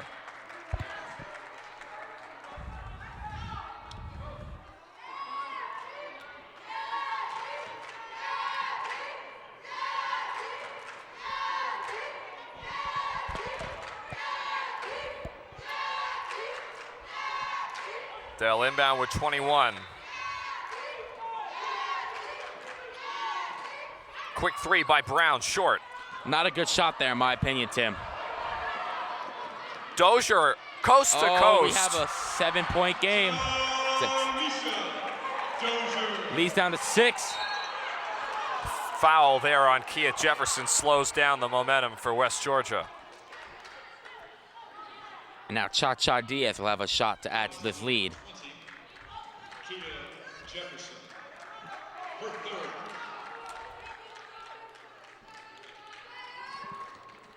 Coach Lisek, 4 of his players right there trying to coach them through these last couple of minutes. I can't imagine what he's telling them right now because he's got his hands practically tied behind his back. He can't tell his players to be too aggressive or else they'll get in the foul trouble. Cha-Cha Diaz there missed the foul shot. 5'11" sophomore from Woodstock, Connecticut.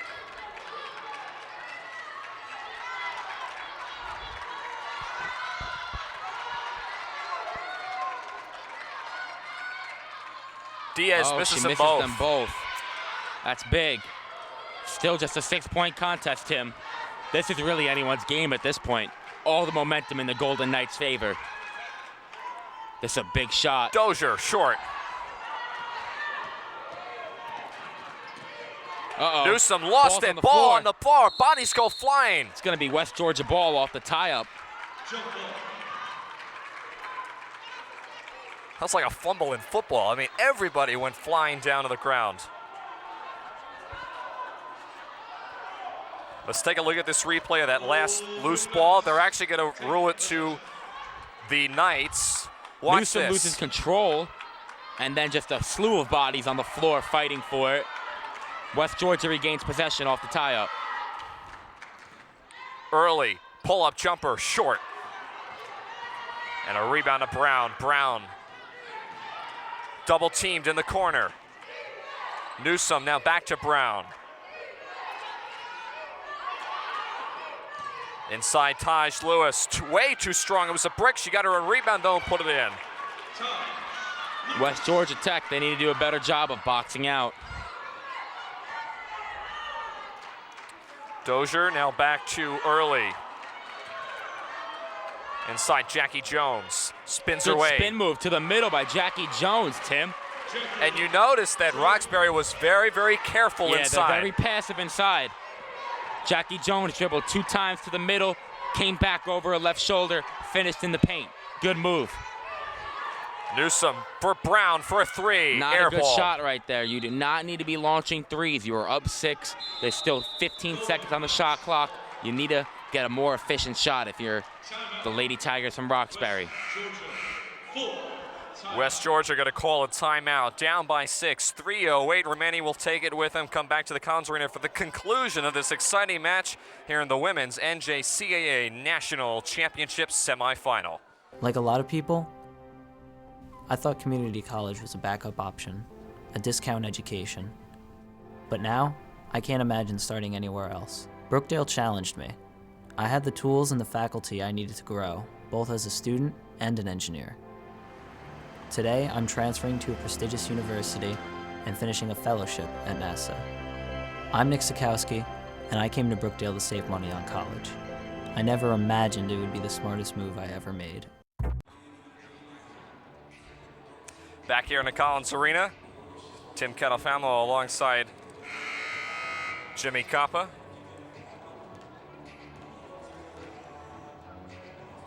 Still in a timeout here for Ruxbury. Again, trying to discuss things. And right now, at the moment, they are still a little bit shy of 5 players on the floor. They still have those 5 players, but again, those guys, or players I should say, are in a lot of foul trouble for Ruxbury. And right now for Coach Lisek, he's in a very, very tough position because all he can do is just stand there and watch. As this game is going to come down to the wire, West Georgia Tech has the momentum and has full pressure on Ruxbury, who is in a lot of foul trouble. Ball loose on the floor. Newsom and Jones go diving for it. Jump ball. Ball goes back to Ruxbury.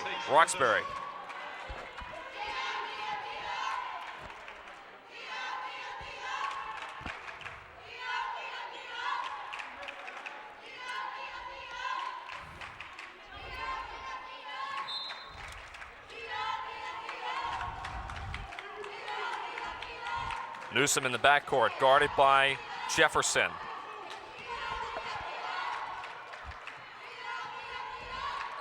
I wonder if the Golden Knights send a double team over soon. There it comes. There it is. Didn't quite work out. But there is only 10 seconds on the shot clock, worth noting. Brown back to Newsom. Wide open to Lewis, lays it in. Coach Lisek just did a big fist pump as he was happy that his team was able to get that. Now stolen away by Lewis, out of bounds to Ruxbury. Good response out of that timeout by the Lady Tigers of Ruxbury. They seem to regain some of that composure that was lost during the momentum shift that went to West Georgia Tech.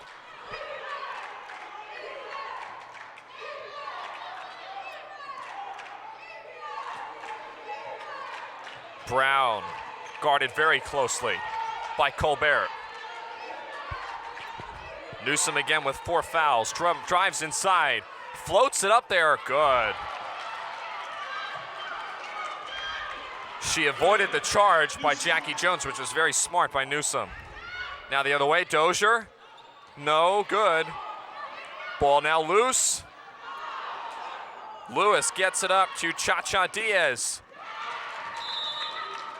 And Diaz is able to lay it in, and now, just like that, out of that timeout, Ruxbury went on a 5-0 run to bring it all the way back up to a 57-45 lead, 12-point lead. I should actually say 6-0 run. And right now, they had the momentum. 1:36 remaining. We'll take a quick break back here to the Collins Arena after this.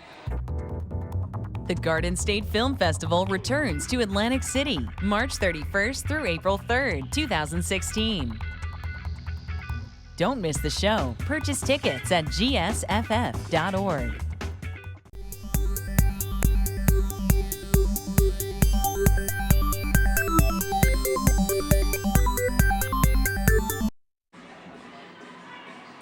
Back here in the Collins Arena, Tim Catafamo and Jimmy Capo here with you for the NJCAA Women's Basketball Championship. This is the semifinal round between number 1 seed Ruxbury and number 5 seed West Georgia. West Georgia at one point was down by 15 plus. They rallied all the way to close within 6, But now Ruxbury in the last minute has gone on a run of their own. Here is Jefferson, pulls up for a jumper and in. My mistake, that's actually Iasia early with that jumper. It's a 10-point advantage. Ruxbury again has to be very careful. They're in a lot of foul trouble. Stolen away here by Kia Jefferson. Jefferson one-on-one with Diaz. The bump and the foul.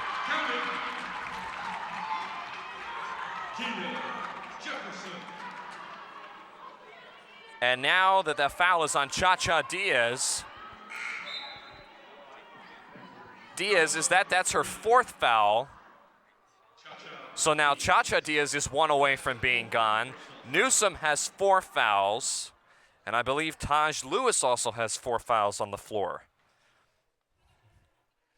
So now Kia Jefferson able to rattle it in and complete the 3-point play. It's a 7-point lead, a minute left. Does West Georgia Tech decide the foul here?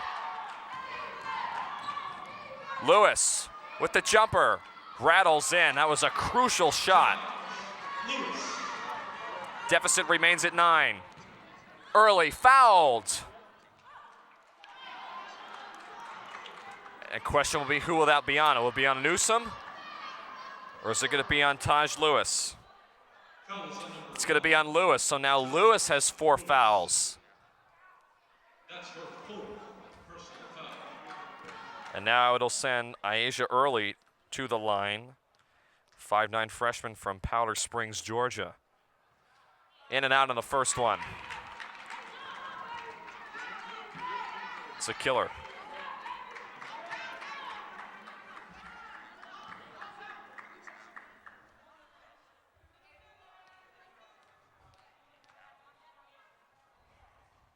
Early second attempt, in and out, no good. Jackie Jones goes up with it, she's rejected away. And now we have another foul on the floor, this time on the Golden Knights. I believe number 21, Tymesia Dozier, is going to be called with the personal. That's her 3rd.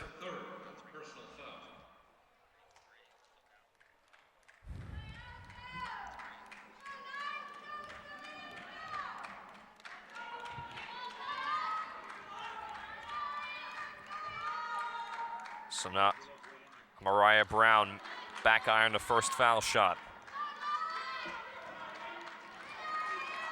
For West Georgia, they just might be out of time.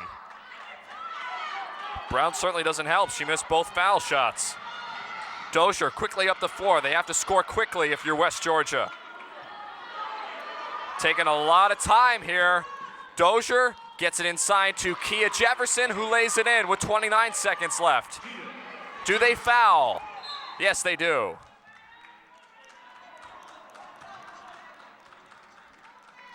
Colbert going to be charged with the foul. So Angelica Colbert with her 2nd personal, and it'll send Raya Newsom to the foul line. For a pair of free throws, she misses the first one. That's 3 straight missed foul shots for Ruxbury in the last minute. And this is when they really need to start making those shots. Makes 1 out of 2. Quick timeout by West Georgia. Timeout. West Georgia. Which was actually a break because on the inbounds pass it was stolen away by Taj Lewis. So 25.4 remaining. Again, this is a very, very brief timeout for West Georgia. They need to go quickly.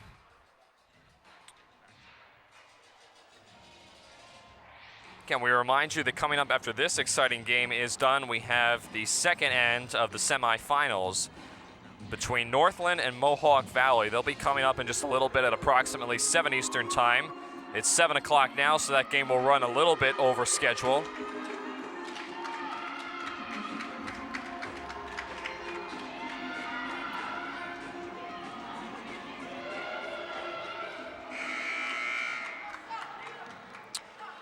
Now the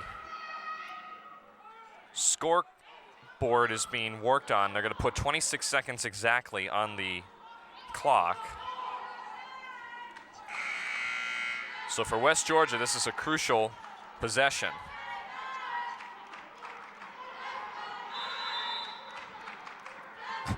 Coach Lisek jumping around on the sidelines. Colbert for a jumper, air ball. Rebound, Pinkett. She's fouled.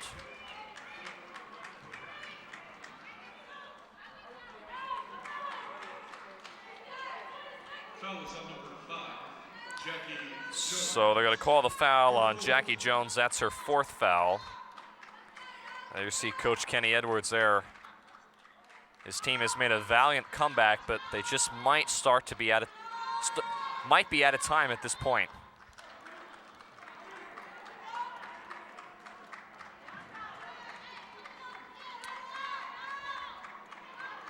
Pinkett again misses that foul shot. If only West Georgia was able to make some of these shots that they had missed, they would have been right with Ruxbury with all these missed foul shots the last couple of minutes. Another miss. West Georgia needs a quick bucket. Here's Jefferson, blocked away out of bounds by Pinkett.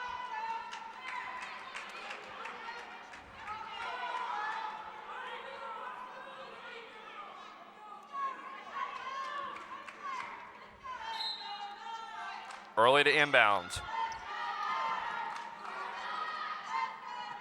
Gets inside to Colbert. They have to score quickly. Jefferson along 3, no. Asia with the rebound, goes back up with it and in, but it's 6.2 left. They might be out of time. Quick foul here committed on the floor by Dozier. So Ruxbury will again go to the foul line for another opportunity to try to add to their lead, but I think at this point, it might be just too little too late. Give credit though to West Georgia. They came all the way back from a deficit of more than 15 points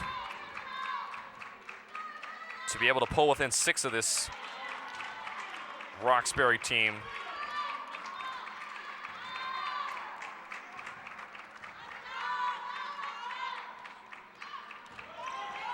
One out of 2 from the line. Dozier, last-ditch opportunity, short, and that'll do it.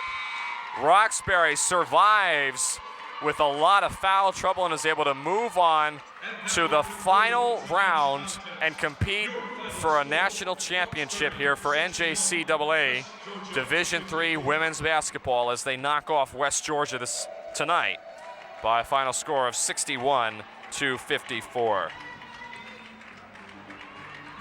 My broadcast partner, Jimmy Kappa, is going to be trying to grab Coach Lisek of Ruxbury Community College to discuss some things and to talk about this latest win for him and how he feels going into the final game.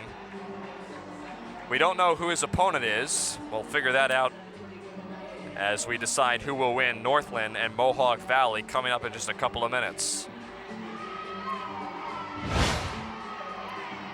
So again, back inside the Collins Arena, Tim Kettlefamo here with you. Ruxbury is able to win by a final score of 61-54. They had a lot of foul trouble. Players like Newsom, Stewart, Brown all had 4 fouls those last couple of minutes. However, they were able to just skate by that and be able to hold on and survive and beat a very tough and explosive West Georgia team. So again, they will move on to the final round of the NJCAA Women's Basketball National Championship for Division III sports, which will be played tomorrow at 7 Eastern Time. The team that they will be facing off against has still yet to be decided. We'll have that game coming up in just a few minutes between Mohawk Valley and Northland. Now let's go down to Jimmy Kappa, who's standing by with head coach Mark Lisek. Head coach Mark Lisek and starting point guard Rhea Newsom. Coach, couple quick questions. They started a battle back there in the 4th quarter. How are you able to regain composure and have your team come out on top? Well, I got a bunch of kids that are used to this situation. You know, we've been playing with 6 young ladies since I think around December 18th. You know, so they're used to the situation. They're used to being in a little bit of foul trouble and battling through it. And I got the smartest point guard in the world right here. So that's how we made it through. Okay, it's obvious that she's a leader on the court, both vocally and with her play. You did pick up 3 early fouls. How were you able to keep yourself in the game mentally and not pick up that 4th one so quickly? It didn't come to a 4th quarter. You did a great job with that. How did that affect your game, and what do you see yourself doing going forward? Well, in the beginning, when I did pick up the first quick 3 fouls, it did throw me off my game a little bit, but I had my teammates there to calm me down, tell me, you're a lot smarter than the 3 fouls that you did pick up, and just to keep my head. So I took that into consideration, and then I realized, just move my feet on defense. If I don't have it, don't try to force it, and that worked for me. Listen, she got 3 in the first quarter. Yeah. If you notice, we sat her down for 30 seconds. We put her right back in the first quarter. We trust her 100%. I love the trust, and one thing I will say about Ruxbury, they're a very close-knit group. They're going for the national championship tomorrow, and we're going to be here with them. Thank you, Coach. Thank you, sir. Thank you. All right, thanks so much, Jimmy. Appreciate it. Again, Coach Lissek, and he was interviewing Rhea Newsom down there for Ruxbury Community College. So again, the Lady Tigers were able to survive. They win by a final score of 61-54 over West Georgia Tech, who put up a very good effort, came back to rebound after being down by significant margin, but then they came up just a bit short in the closing minutes. Northland and Mohawk Valley warming up behind us. That'll be the next game for our final game this evening here from a full day of action here in the NJCAA Division III Women's National Championship. We'll have that game. Tim Kettlefemo alongside Jimmy Coppa downstairs. We'll be back for that next game coming up in about 15 minutes, so stay here tuned on NJCAA TV.